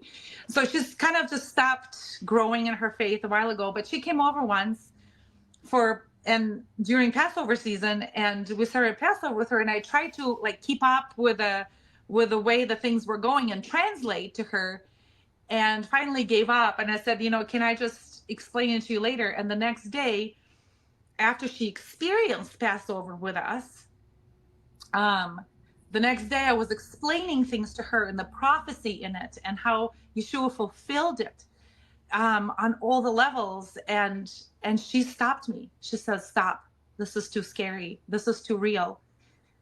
And it made me think, oh my goodness, we're trying to tell people about Jesus in our own way, where he has created a perfect way to tell about the Messiah to all the people and experience the Messiah through Passover. At that time, that's all we knew.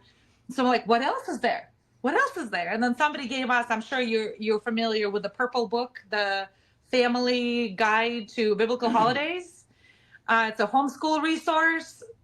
It's $40 on Amazon. So that became my education tool.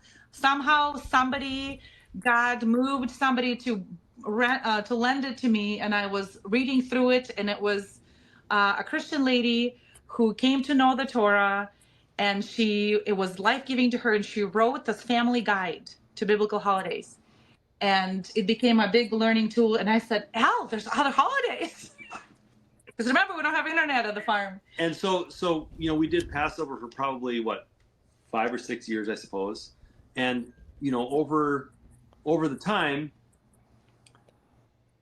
it's like, well, hey, maybe we should ask this family to join us. So now we're like, we got to a point where we actually did 3 different Seders one year because there were so many people that were like curious about it. Yeah. Hey, we heard about you guys doing Passover. Can we be a part of it? Well, we did 3 of these, and we're talking like 20 to 25 people each time. And by the time, by the end of the week or week and a half, it's like we're exhausted. And again, calendar stuff aside, like we're just trying to figure this out, and we're so impacted and blessed by this time to meet with God, right? And people are resonating with it, and they're engaging, and it's an amazing time. And then, like Helen said, God's like, hey, by the way, I got several more of these appointments. And so, we started to explore Sukkot.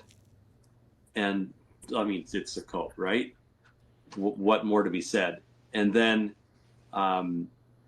we started to run out of room in our living room, in our kitchen.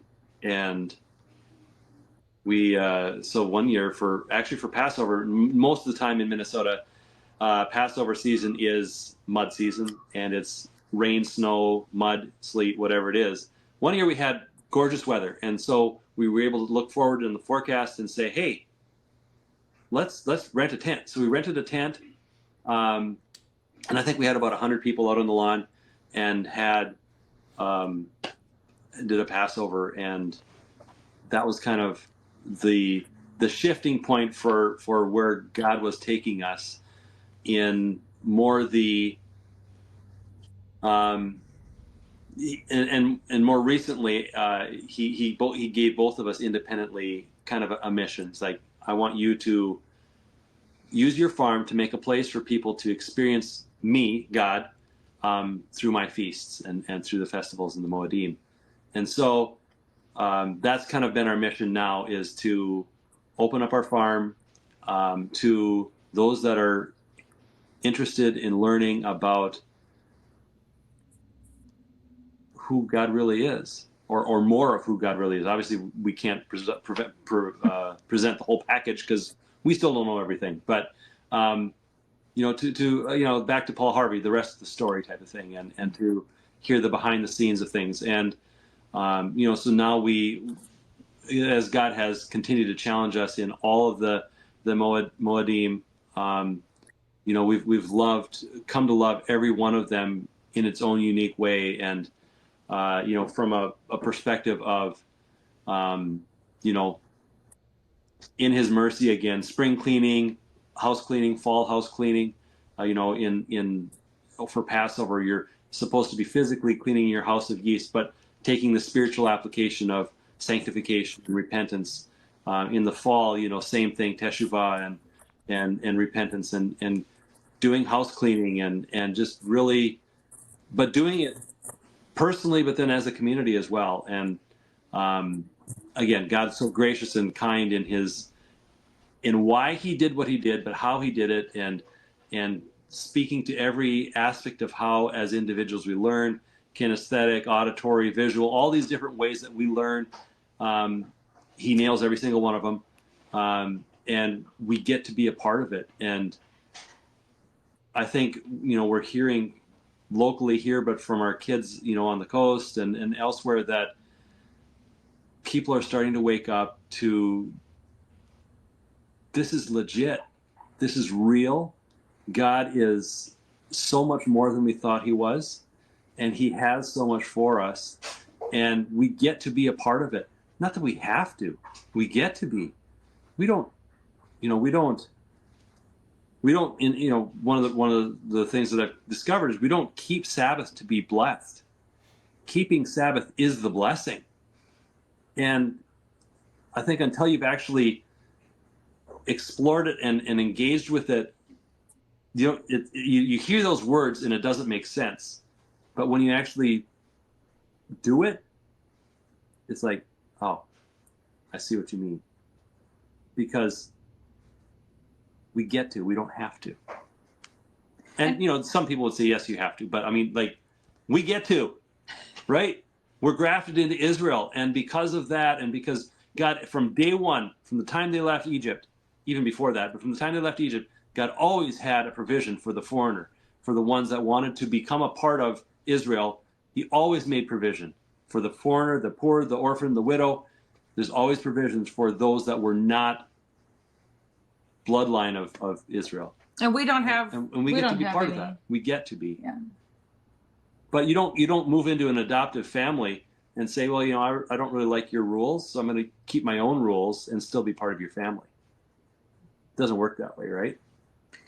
And that's kind of how, when we hold the feasts and the festivals at the farm here, we like to explain to people, because most of our friends are in mainstream churches, but they're curious about, Arends are a little bit strange, they're doing things a little bit differently. So I'm going to go to one of the feasts and figure out, like, what is this that they're doing, and so every time we hold a feast at the farm, we feel like we need to explain to people why it is that Torah is so important to us. And I'm sure that's probably the reason why you have come up with all the resources that you have come up with the documentary and in your book and the pamphlets, because it's so hard to explain to a Christian mindset why these things are so important, why Torah is relevant to us, right? And I like to explain it as, we have our own Torah in our household. In our household, when you come into our house, we want your shoes off. The shoes are off. That's my Torah. That's my teaching inside my home. Okay, because we're on the farm, there's chickens everywhere, there's turkeys, peacocks, dogs, and cats, and you do not come into this house wearing your shoes on this floor because I have babies crawling around, right? That is our Torah. That is there to protect my family. That is there to protect your family. It's good. It's a good thing. That's a family rule. But so that's how we usually kind of explore. But it's really hard. I remember when one of our friends heard that we decided to keep Sabbath, he kind of laughed and he's like, "Oh, so you're trying to suck up to the dad or something?" I don't know, it was kind of weird. And I'm like, no, it was, if a person that I love and respect, who has created the world, created me, and tells me, do this, don't do this, why would you not do that? Why is that legalism? But when we started celebrating the feasts, we started feeling like, wow, there's no wonder these are called feasts. We feel like we're feasting in physical and a spiritual way. And I feel like before then, we were on McDonald's diet.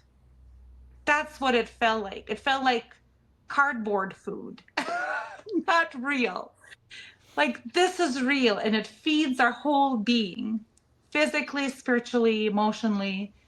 It creates community, and it tells the gospel in the most perfect way. Why are we recreating the way? to tell the gospel. And I think another reason why it was maybe subliminally and subconsciously why it was easy for my brain to switch. I was thinking about it last night. When Al proposed to me, it was in the spring. Okay. He proposed to me in May, and we only had 3 days together. So he asked me to marry him. We spent 3 beautiful days in Moscow, and then he had to go back to America. Okay. Think of Passover season, right? Passover and the early first fruits and the latter first fruits, Shavuot. Okay. So then Al leaves, and I spend the summer, the dry, hot summer, by myself with my family, longing for my groom, waiting expectantly for my wedding day to come. And we decided we're going to get married in December, which is past the full feast. But the idea is kind of, it holds. Okay. The idea holds. So I spent that time waiting. And then my groom came back for me in November. And miraculously, I was granted a visa, even though the government, US government, shut down the day after. Okay, I got my visa to come to the United States the day before the government shut down. Okay, and then my groom, when he brings me to his home, I leave everything behind.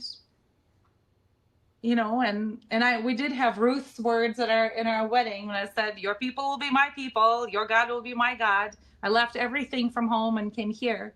And so I think even in that, there was God's mercy and grace, so that when we started learning about the feasts and the rhythm of Yah that he has put into his creation, the rhythm that he has put into the scripture, the cycles that are in the scripture, the cycles that are in our world history, patterns everywhere. The patterns everywhere, patterns within patterns. And then the groom comes on Passover and dies. And then he leaves the present, the engagement ring of the Holy Spirit with his people. He leaves. And now we're in the summer season waiting for him to come back. And it just, in my mind, it all lined up real easily. I think God just made it a little easier for me than for other people.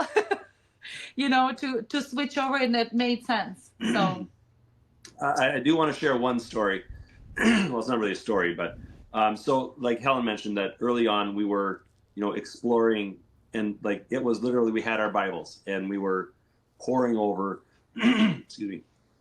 pouring over the Word, and so we're pouring over Torah and reading about all of these things, and we're implementing them. Because if you read about truth but don't implement it and don't change, then it's an academic exercise and you're not gaining from it, right?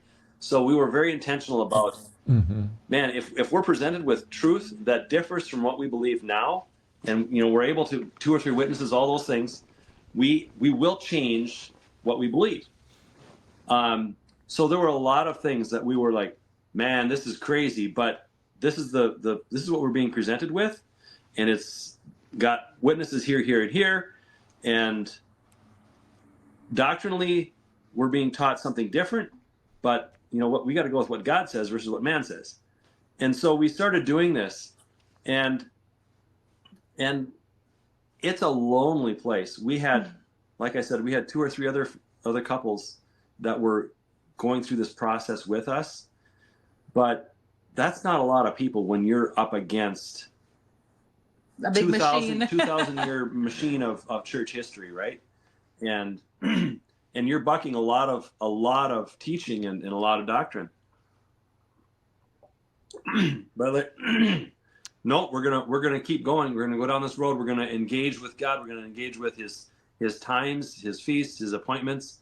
And then one day Helen comes across a video, and she says, "I think we should get this." And so we ordered it. Facebook targeted me. Yeah, another Facebook targeting ad. And and we started watching this video, and it was about other people that had experiences so similar to us, and we were both just weeping, and we're like, Literally. "Oh my gosh, we're not the only ones out there." And and that video you guys put together in the way was phenomenal. It was such a it was like a cold glass of water on a hot day. It brought refreshment and encouragement and more like just a sense of, you guys aren't cracked. You haven't, you haven't left the reservation. You're on the right track.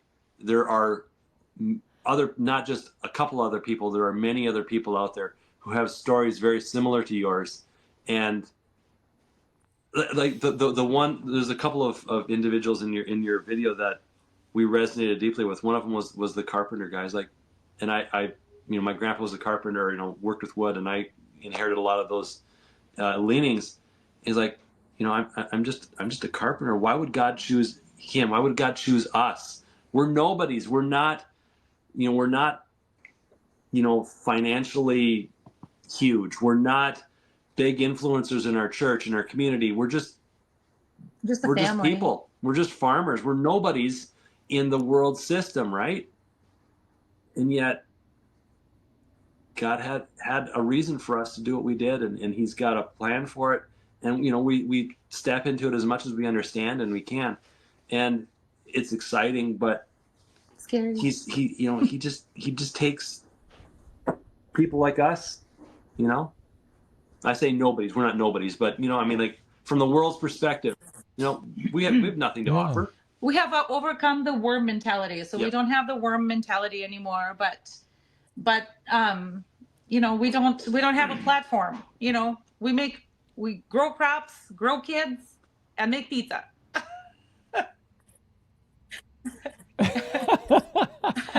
It's pretty cool. It's pretty cool. And praise Yah, I'm so glad to hear that way affected you that way. Man. And I'm so glad you guys came into this. Your story's beautiful. It's wonderful. Man. So thank you guys for what you're doing as well, because, not that we would have, left the path, if you will, left the way, but having that resource was such an encouragement that, and it came at a time kind of after the fact, after we've gone through so much of the learning and experiencing, and then, getting internet, like legitimate internet service, and starting to hear other teachers present, like, wait, we just learned that from the Bible like 6 months ago, and then here we're hearing a teacher saying the exact same things that we just read about and processed through without somebody telling us this is what you need to believe. And so it was a confirmation and affirmation of what we'd already been through, and it was amazing. It's like the Spirit moving around the world in similar, at the same time. It's crazy. Yes. But we did not know that. We thought we were losing our mind, because we have these friends all over that are pastors and learned, educated Christians that would look at us crazy and say, well, didn't you know has nobody told you? That was done away with. And we're like, no, nobody told us. Where do you get that from? Like, how?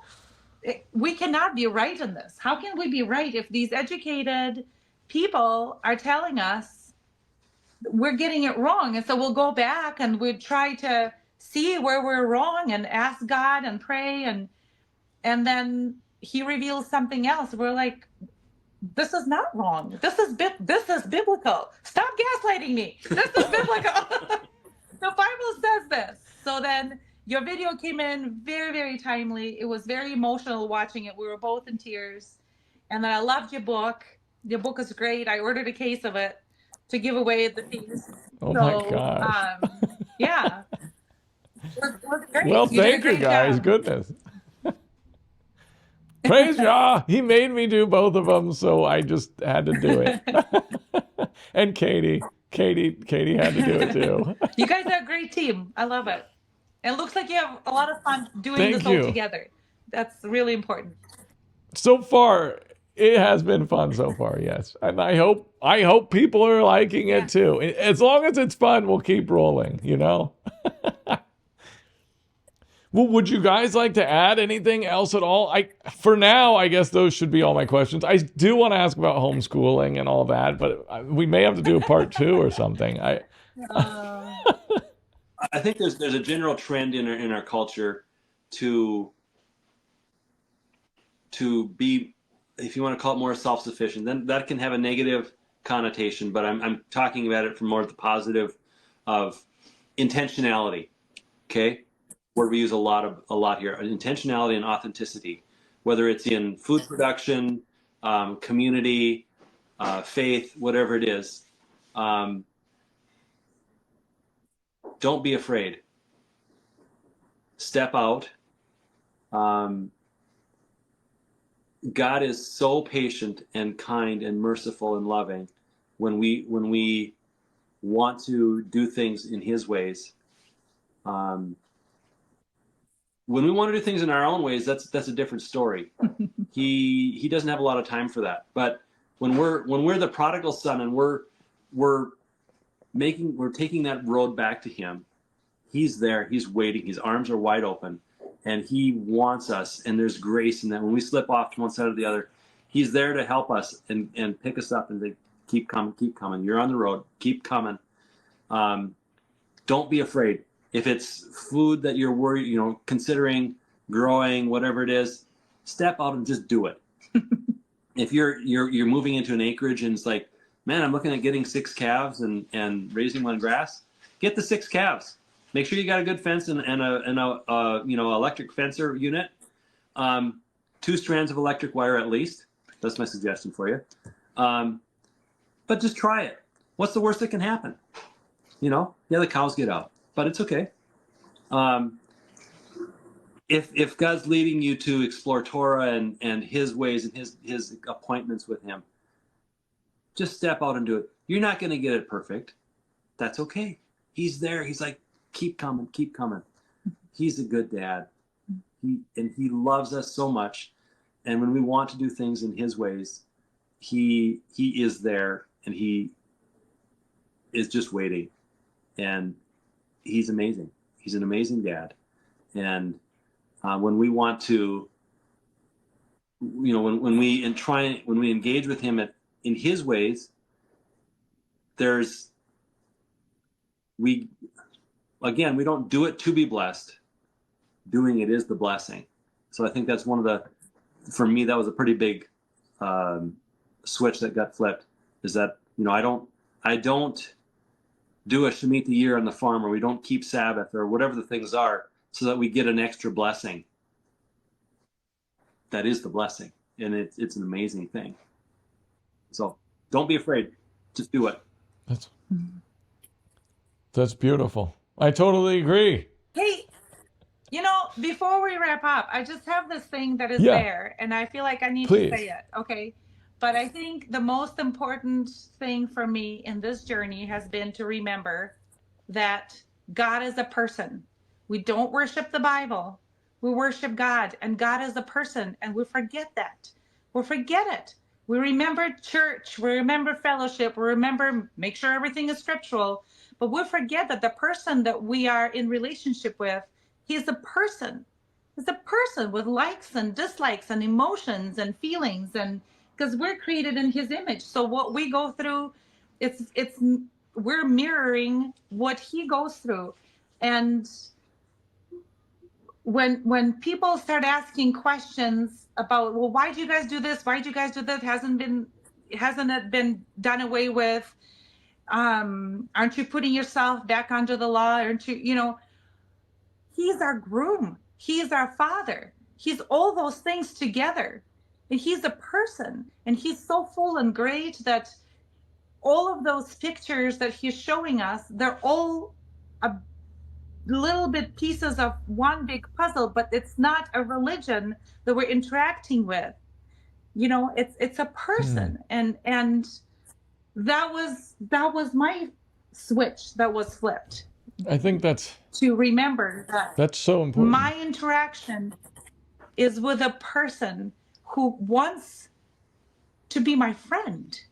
He's my creator, but He also wants me to be in a friendship and a relationship with Him, and how humbling that is. It's not a system, that we say God and it equals deity, but that equals a person.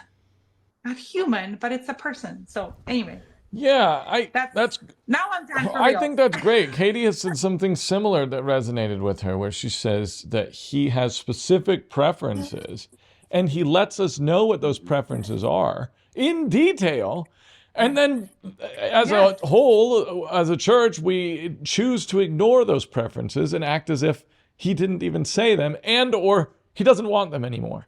And so knowing that, yes, he has preferences, and yes, he told them what they are, and yes, he expects us to continue to look for them and keep them. I mean, that is huge. And we say, no, I'm gonna wear shoes in your house because gonna show me grace. But he's like, you're gonna get germs on your kids, right? I will. What Katie said in the Way documentary, when she was talking about food and how God was talking about people, but we make it about a ham sandwich. I'm like, that is so true. That is amazing. So really, we really clicked with that. So. Well, Katie has a lot of good things to say. I wish she would have been here too. Al, Helen, thank you so much for taking the time to be on this thing and tell us about your life and how Yah has worked in it. It's great to hear. It was Thanks, so fun Luke. to talk to you. I created a Patreon so I could kind of help support this thing. But what it has morphed into is a incredibly fun once a month digital gathering where we all the patrons and I, get together and talk about the Torah, talk about our lives, talk about questions we might have, problems we're running into. And so if that sounds like something you are interested in, or if you just want to support the podcast, then join our Patreon. It's patreon.com/thelifewithluke. Thank you so much for watching.